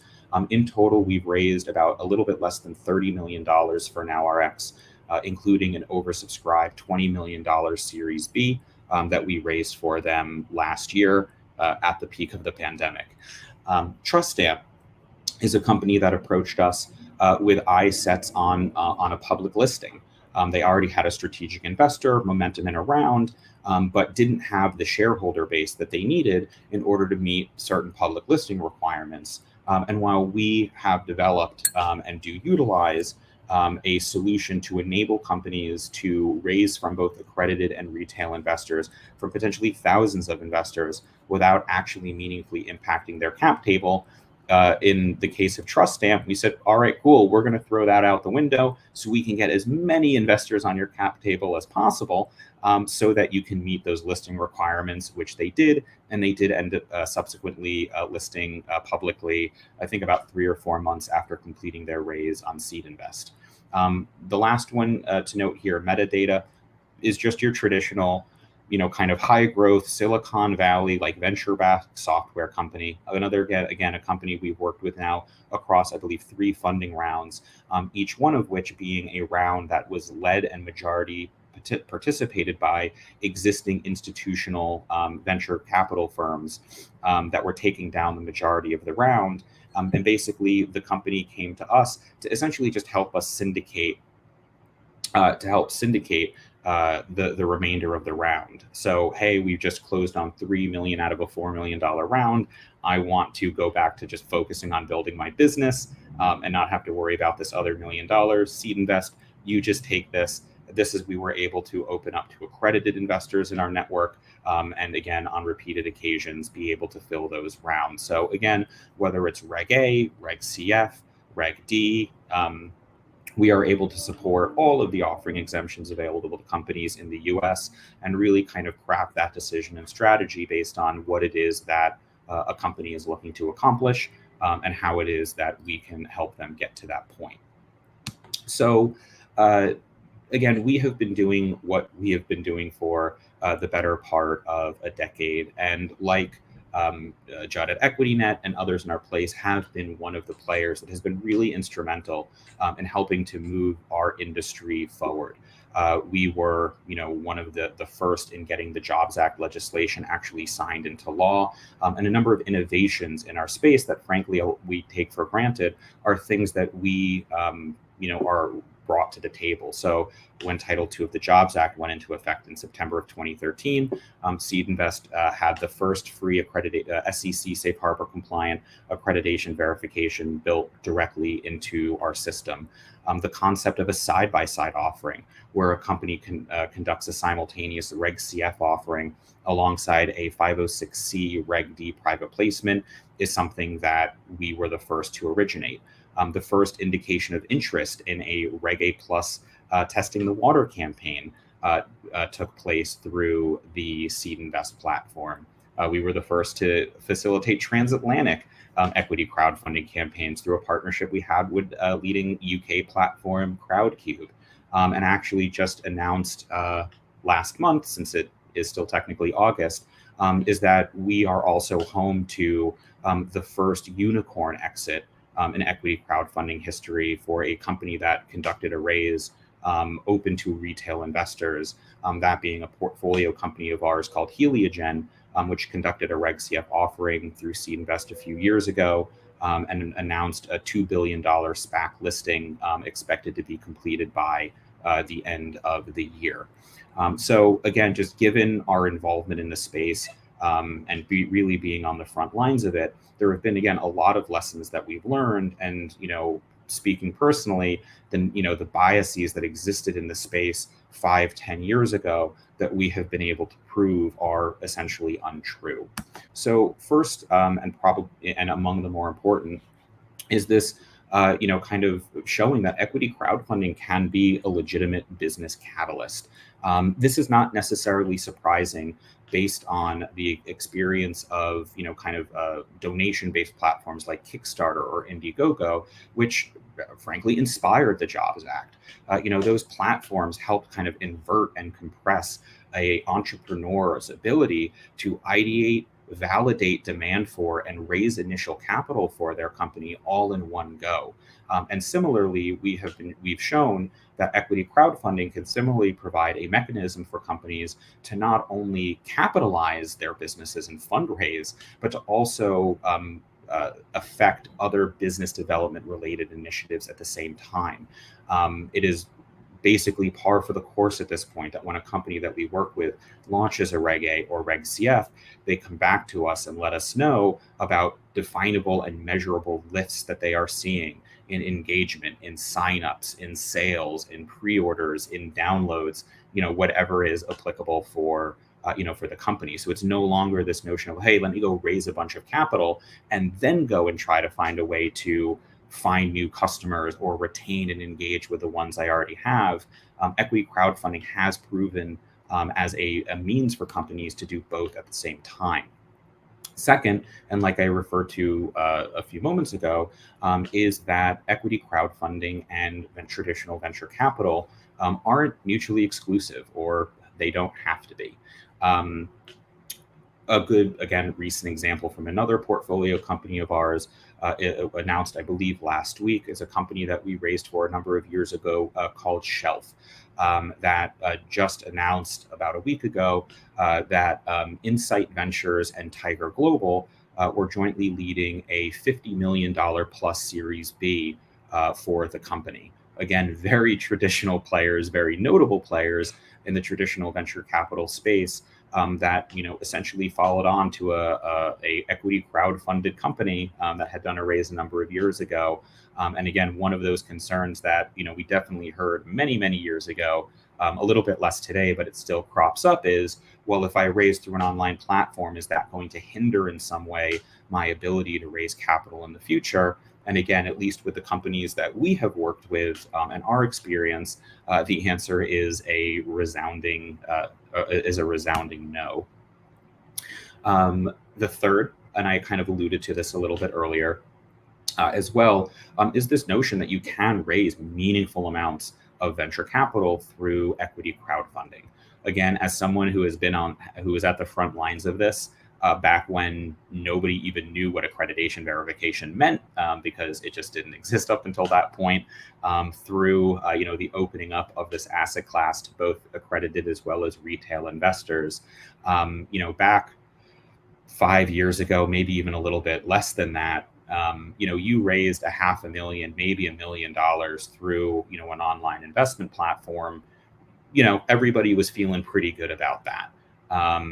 Anything more than that, you were kind of punching above your weight class a little bit. Like I mentioned, we've now gone to a point where last year, the average raise on our platform was in excess of $3.25 million. And over the last, call it 12 to 18 months, we have had numerous examples of companies raising $5, $10, $15 million plus online through our platform, including, like I mentioned, NowRx, which completed an oversubscribed $20 million round. And actually, we are in the midst of launching a $50 million Series C for them right now. That is already off to a very nice start. The fourth is related to the third for sure, but does have a slightly different flavor to it, which is this notion that equity crowdfunding can support multiple follow-on rounds. And what this kind of gets to is one of the, kind of noted, understandable, and true value props of a traditional venture capital firm, and why you want a traditional VC on your cap table, is this notion that they can write multiple checks. What we have found is that the same is true from a democratized and engaged investor base. Virtuix, a company that we oversubscribed a $15 million raise for earlier this year, actually increased their target raise from $10 million based on the response from their existing investors, and still oversubscribed. And the last, I know it sounds like I'm running out of time here, is that equity crowdfunding doesn't have to hamstring you operationally if it's done correctly. You also don't have to strip things like voting rights and investor protections from investors coming in order to be able to be nimble and effective. We have put a lot of thought and intention into ensuring that the investors that participate through Seed Invest are investing in VC quality deals at VC quality terms, but doing it in a way that enables companies to remain flexible and nimble. Heliogen, which again is going to be going public later this year, was able to secure from us within 36 hours, the majority consent they needed from the 1,000 investors that participated in the round through Seed Invest. And anybody like me who has been in the position of needing to herd cats, even if you're talking about a handful of investors, getting that type of consent in that period is pretty crazy. So again, I know I'm kind of rushing here at the end to keep us on schedule here, but do hope that this was at least somewhat enlightening or illuminating. I know my contact information was flashed up there. If you have any interest in engaging with us, start getting a conversation going, whether on the investor or the entrepreneur side of the table, feel free to go over to seedinvest.com right now. We have a live customer support team that you can reach out to and would be happy to direct you to the relevant individual or teams on our side. Thank you so much, Aaron. It was definitely an honor to have you. And thank you so much for the informative presentation. I saw tons of questions. I know we don't have time for Q&A, but we will be sharing your contact information via LinkedIn and, of course, a link for them to be able to capital raise on Seed Invest. So thank you so much, Aaron. It was an honor to have you. My pleasure, and thank you for the invite. Have a great day. You too. All right, ladies and gentlemen, there you have it. And our next and final speaker will be coming up next on the 30-second countdown. Will be coming from one and only Start Engine. We're going to have Josh Amster, VP of Fundraising of Start Engine, is going to join us today with his presentation on how to capital raise on the Start Engine platform. So get ready. 30-second countdown begins right now.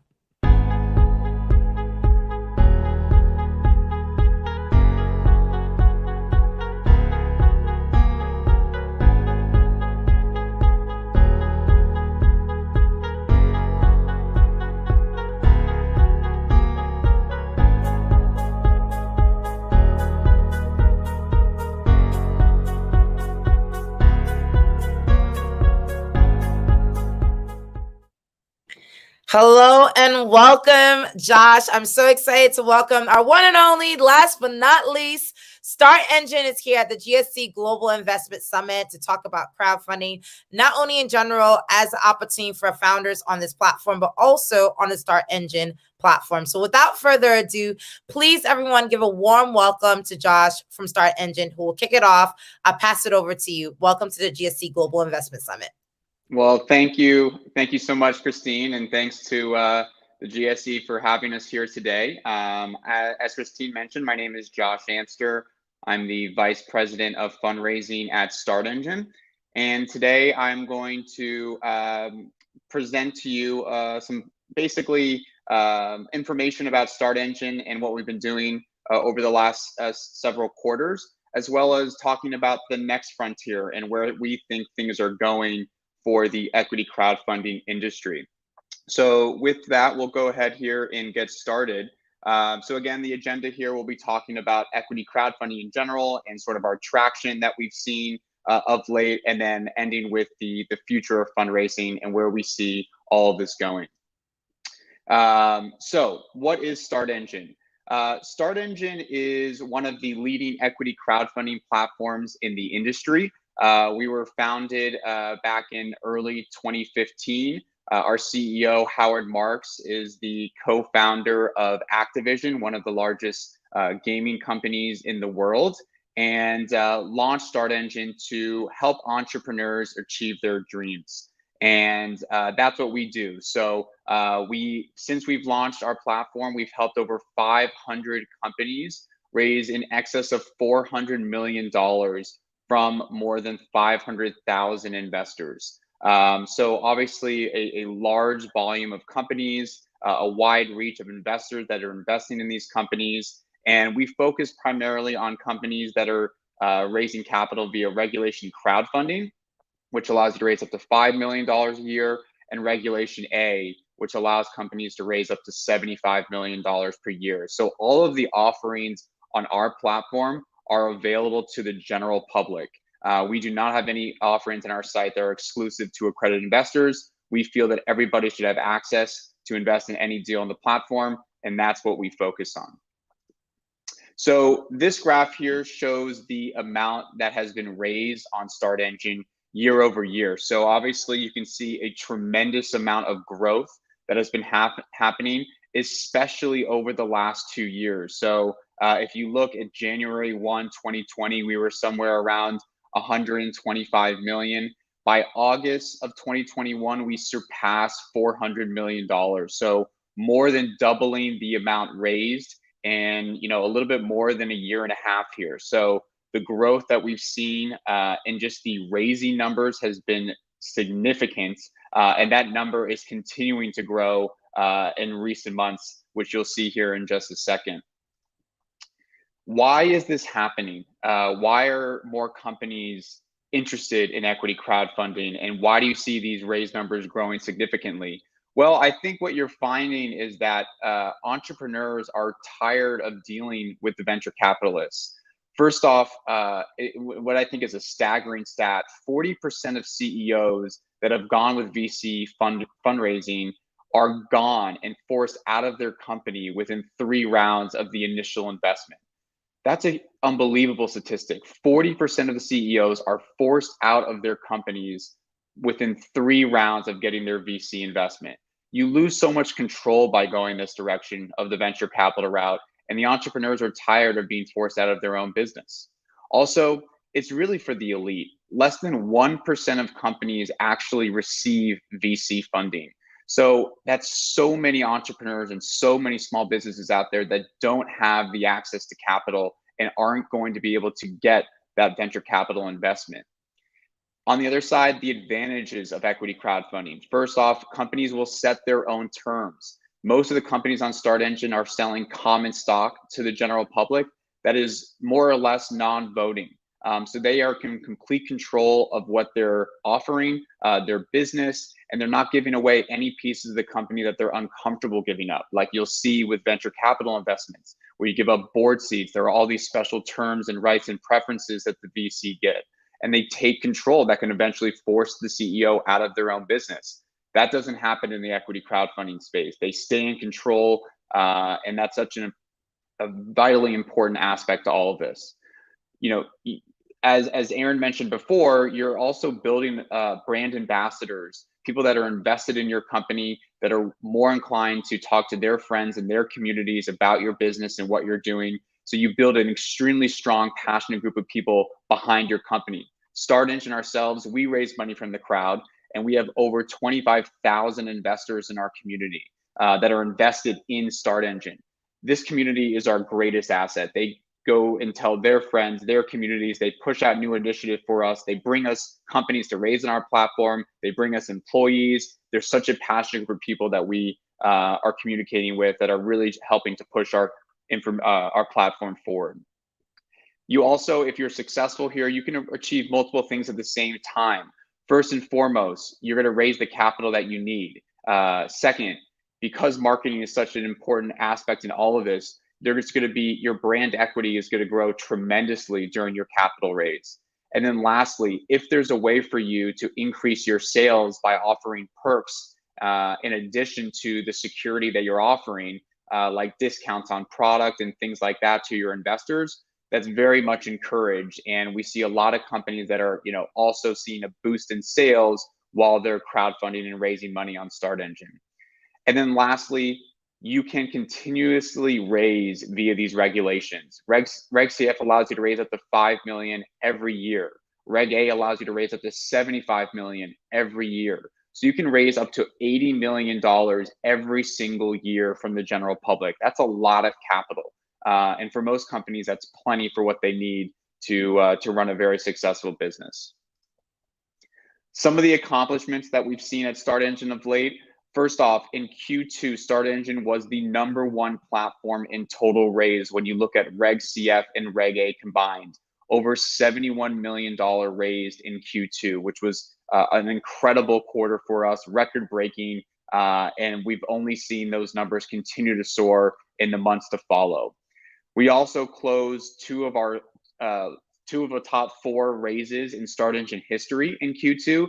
Nightscope raised $21.8 million. That was their second offering with StartEngine, and Liquid Piston raised $16.8 million with StartEngine, and both of those offerings closed in Q2. StartEngine has also launched over 80 companies between June and August of 2021. So you can see just a massive influx of companies that are coming to the platform, that are launching their campaign with us, and we have plenty more bandwidth to accommodate to get more launches out there and help more entrepreneurs raise capital. As I mentioned earlier, we've surpassed $400 million raised since inception and surpassed 500,000 prospective investors in the Start Engine community. Lastly, this is a very big accomplishment for our team. We launched the iOS app for Start Engine in Q2, and this is a really exciting thing based on what I'm going to talk about here in just a minute as we move towards a liquidity access and opportunity for investors through Start Engine. So launching this app and having investors invest through the app and ultimately trade through the app is something that we're really, really excited about. Our largest raise of all time is for a company called Nightscope. They raised $22.9 million with us. That was a record-breaking raise. That was in 2020.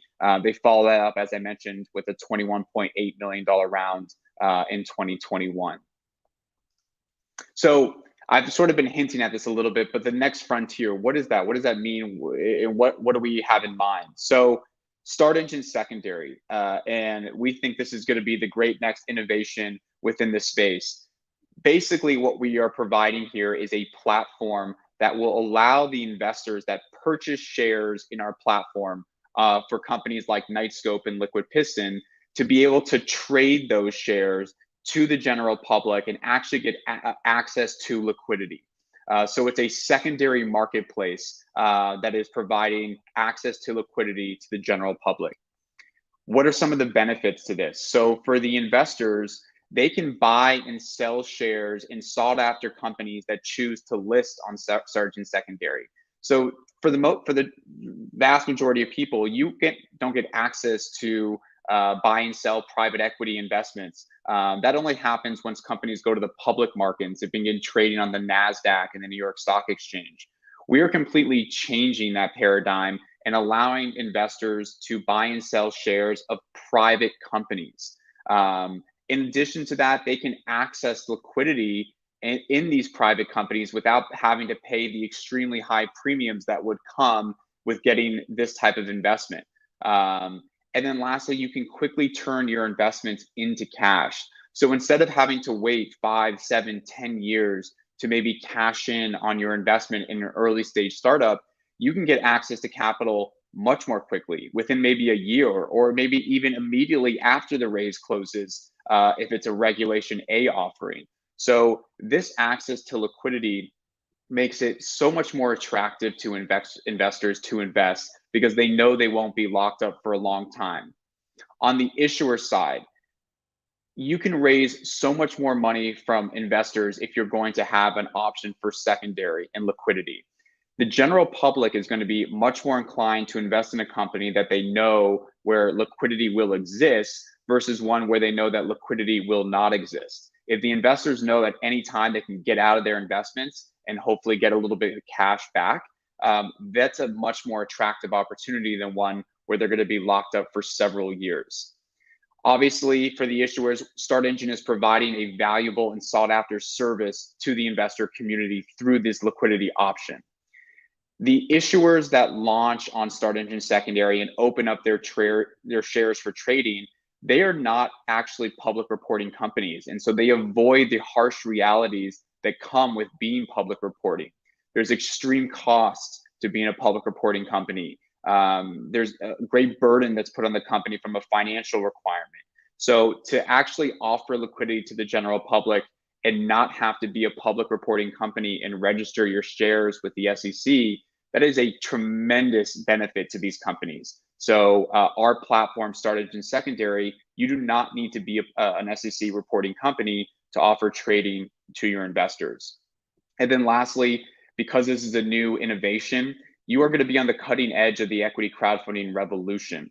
And there's going to be a lot of people that are looking at you, that are writing about you, because this is a brand new thing. This has never been done before, to allow non-accredited investors to trade with other non-accredited investors using private securities, private company shares. It's never been done before. So this is really a tremendous innovation that Start Engine has brought forth that you, the company, can be a part of. What does it look like? Here are a couple of screenshots here of the app and what the trading looks like today. Right now, Start Engine has 3 companies that are on Start Engine secondary trading. So you can basically get a graph of how the stock price has been trending over the last day, week, month, year, whatever it might be. You can also see sort of what your positions are in different securities, and whether you're buying or selling, whatever that might be.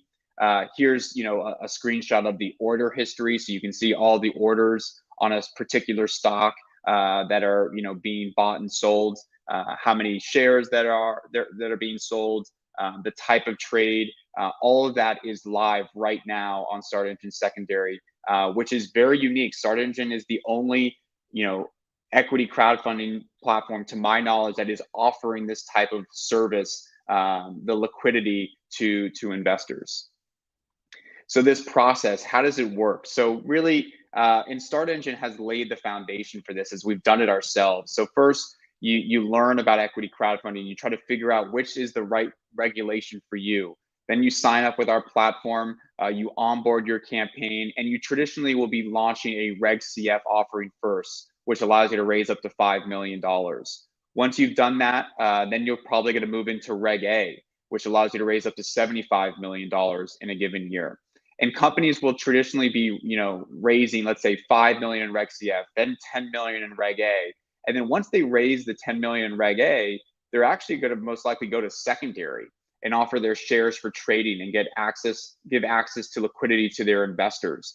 And they're sort of going to go in this cyclical rotation between Reg A, secondary, back to Reg A, back to secondary. So seesawing back and forth between raises. And that's exactly what Start Engine has done ourselves. So we've done a Reg CF raise. We've done a few Reg A raises. We closed our last Reg A in the middle of 2020. And once that closed, we went into Start Engine secondary, and we offered our shares for trading. Those shares were trading for several months, and we then closed down the trading and relaunched our next Reg A offering, which actually launched yesterday. So now people are buying shares into Start Engine's company through our new Reg A offering. And once that's done, we're going to go right back to secondary and open up our shares for trading again to the general public. So it's this continuous process that we've created here, all within the Start Engine ecosystem, that we are obviously very, very excited about. So as you can see, fundraising is changing really fast. There's great new innovations coming to the industry. The regulations have changed and improved. And now with the opening of Start Engine secondary and the access to liquidity, this is really providing the industry everything that it needs to grow and be extremely successful. So we're really excited about the future here at Start Engine and what's in store. So if you're looking for your next record-breaking raise, your company could be next. You can feel free to reach out to me at josh@startengine.com. I want to thank everybody for listening and tuning in today, and hope to be speaking with you all very soon. This was amazing, Josh. There's a lot of buzz on the chat feed. So thank you so much for this amazing presentation, not only about capital raising on Start Engine, but also all the different opportunities founders have to pick Start Engine over other platforms. So thank you so much, Josh. It was an honor to have you. Thanks, Christine. I appreciate it. Have a good day. All right, you too. All right, ladies and gentlemen, there you have it. Our last keynote speaker on capital raising. We had Josh Amster, VP of Fundraising at Start Engine. And I hope that you saw some of the exciting developments happening at Start Engine in terms of the secondary market and other ways to really leverage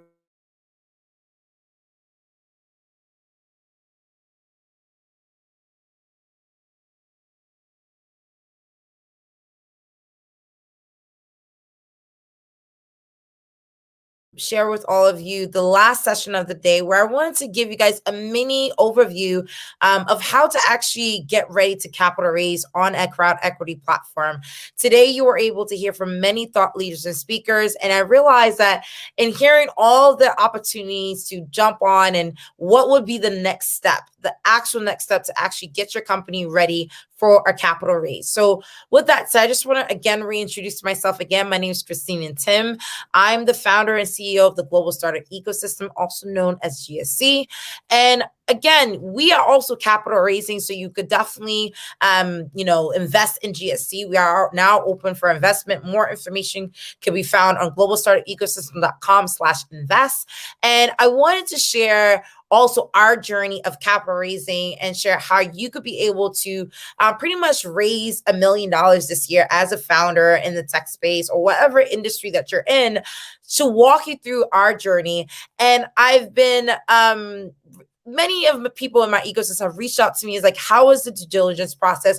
How did you get on this platform? What was your experience? So I'm finally going to share part 1 of this series of sharing with you my journey and some thought leadership around how to prepare for this opportunity. So let's start with before you get on a crowd equity platform. So again, I'm going to share with you how to raise on crowd equity platforms to raise $1 million for your startup company by myself, Christine and Tim, the CEO of Gse. And this is just a quick mini workshop, and I'll be doing a series on this based on demand. So first and foremost, before you even begin, apply to a platform.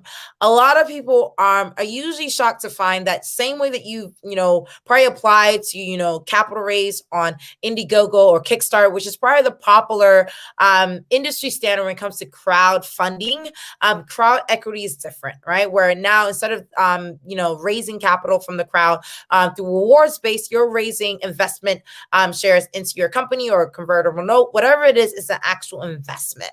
And you've heard from our previous speakers about what that looks like, the pros and cons. So I won't go over the pros and cons today, but essentially you do need to apply to our platform. And when you think about the platforms that are available today, you heard from the top 6 in the industry within the United States. You heard from Start Engine, Republic, WeFunder, Seed Invest, EquityNet. You heard from so many different platforms today. And one thing that I would suggest is that take a day with you and your team to actually go on each one of their websites, audit the current campaigns. Do you see yourself being live on any of these website pages? Do any of the companies currently raised look similar to yours? Is it something that you believe that you could also capital raise as well? Look at the current, campaigns that are on the website and see if you can relate. Do you see yourself capital raising on any of the platforms? I will also say not only look at the other companies that's also capital raised, but raising on those platforms, but also think about your user experience. Some people, love the user experience on Start Engine, some like WeFunder. So many times it's really important to really look at your user experience. Is this something that you feel that is, intuitive for you to capital raise? And then finally, I suggest, because application, like with anything, you have to be accepted, right? And I have, especially as a Black founder, a woman of color, I have seen many of my friends apply to one platform, get rejected and say, okay, there you have it. I won't be able to raise an equity this year. Don't do that to yourself.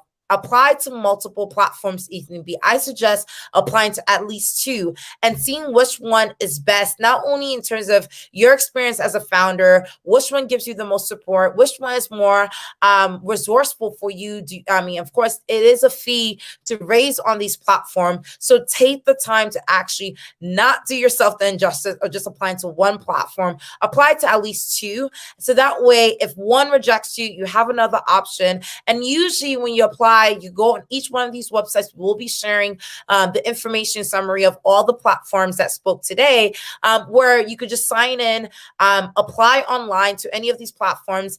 And again, you could submit a pitch deck, submit their form. But the first step to this journey of crowd equity fundraising for your company starts with the application. So first things first, submit your application. The second thing is be prepared for a review and an interview. And what does that mean? As soon as they receive your application, if you fulfill all the requirements, they will reach out to you to schedule an interview. Sometimes these interviews are 15 minutes, 30 minutes, an hour. It depends on the platform. But again, be ready to go through or some type of due diligence process, and it starts with the interview. So I highly suggest the founder take on this interview. I know I did it for my company, and they're going to ask you some questions about your company. Why are you raising? Typical questions to understand is this even the right time? You have to understand, are you in the right time frame, the right mindset, and have the capacity to capital raise? Because I will tell you, it's almost like a full-time job, right? To manage the due diligence, to manage, getting your company ready to file everything. It is a process, right? So you will have an interview. So be prepared for step 2, which is to interview to be able to capital raise. Now, step 3, yes, you've been accepted. They welcome you to join the platform. You get to sign the agreement. Please be sure to read the agreement, to read what you're signing up for. Of course, that includes the fees, the protocols, the timelines, expectations. And then you have to be prepared for due diligence. Just because you signed up, just because you applied, just because you signed the agreement does not mean that you go live tomorrow. This is another thing that I've heard from a lot of founders who are excited to raise a company on crowd equity platforms, and they think they sign up and they go to raise the next day. I've seen people go through due diligence maybe a week, maybe a month, maybe 3 months. I mean, I have seen the whole gamut. I myself have taken several weeks of due diligence before going live, where people can actually capital raise and put money into your company. So be prepared for due diligence. I actually am planning on doing a full workshop to show you how to go through due diligence and prepare, because get ready for step 4, which is complete the due diligence experience and the process. And that goes through legal. What are your bylaws, state registrations? Are you up to date legally for your company? 2, financials, going through your taxes, your financial statements, your accounts. All that is also reviewed as well before you go live. 3rd, operations. Where's your business plan? What's your protocol process? What's your team dynamic? Who does what? All of that will be reviewed. And finally, marketing. Is your website ready? Is your social media footprint ready for a capital raise? These are just basic due diligence, but I commend you. I have pretty much 100 checklists of items that will be reviewed before you could go live on any crowdfunding campaign. Again, if you're interested in being a part of a webinar series that I'm putting together, again, just ping my team at events@globalstartupecosystem.com, and we will share with you ways to sign up for that. Because again, I have seen so many issues on people trying to capital raise, and I really want to make sure that this is accessible to as many people as possible. So again, I will share that checklist. It's 100 checklists that I'll share for our members at GSC. If you're not a member, sign up to be a member of GSC, and I'll share that information with GSC members. So that is the complete due diligence checklist. And finally, do you have a marketing plan, i.e. a promo video, promotional content, flyers, videos, content blogs? Do you want to, capital raise internally and do all the marketing process internally, or do you want to work with external agencies? Some of these external agencies will be recommended by the platform you sign off to capital raise. Some you'll have to do an audit and research yourself. I went through the entire experience of finding the right thing to do for our company capital raise. But the most important thing, just going over these top 5 steps, is 1, apply to the platform. Keep your options open and apply to as many as you can. 2, be prepared for the interview and the review. 3, if you were accepted, be prepared for due diligence. 4, undergo the due diligence process, whether it's legal, financial, operations, and marketing. And 5, prepare your marketing plan, because it is, again, a campaign. That's why they call it a fundraising campaign. You are campaigning to your community, to the public, to invest in your company. I can't stress that enough. You don't just sit it and quit it. You are campaigning for people to invest in your company. So be prepared for that process. So that's before you go live. Now, once you go live during the campaign, that's when things get really interesting. Once you live, who on the team is going to be handling comments on social media, emails? Who's going to do live events, live telethons, live webinars, information sessions, Q&A sessions, meets and greets with the founders? It is, again, all hands on deck. Once live, what are the team roles for managing this campaign through the duration of the campaign, whether it's 30 days, 60 days, 90 days, or beyond? Second, engage your community. I can't stress this enough. I am so honored to have a community at GSC who got us up in the beginning week of our campaign through email marketing, social media marketing. We shared this opportunity to invest in GSC, and our community came in droves. And so now we're in our second phase, where we're going to be sharing with the public why they should capital raise and invest in the GSC platform, right? And third, prepare to give live updates on a weekly and regular basis until the campaign is over, and always engage advisors on ways to optimize your campaign.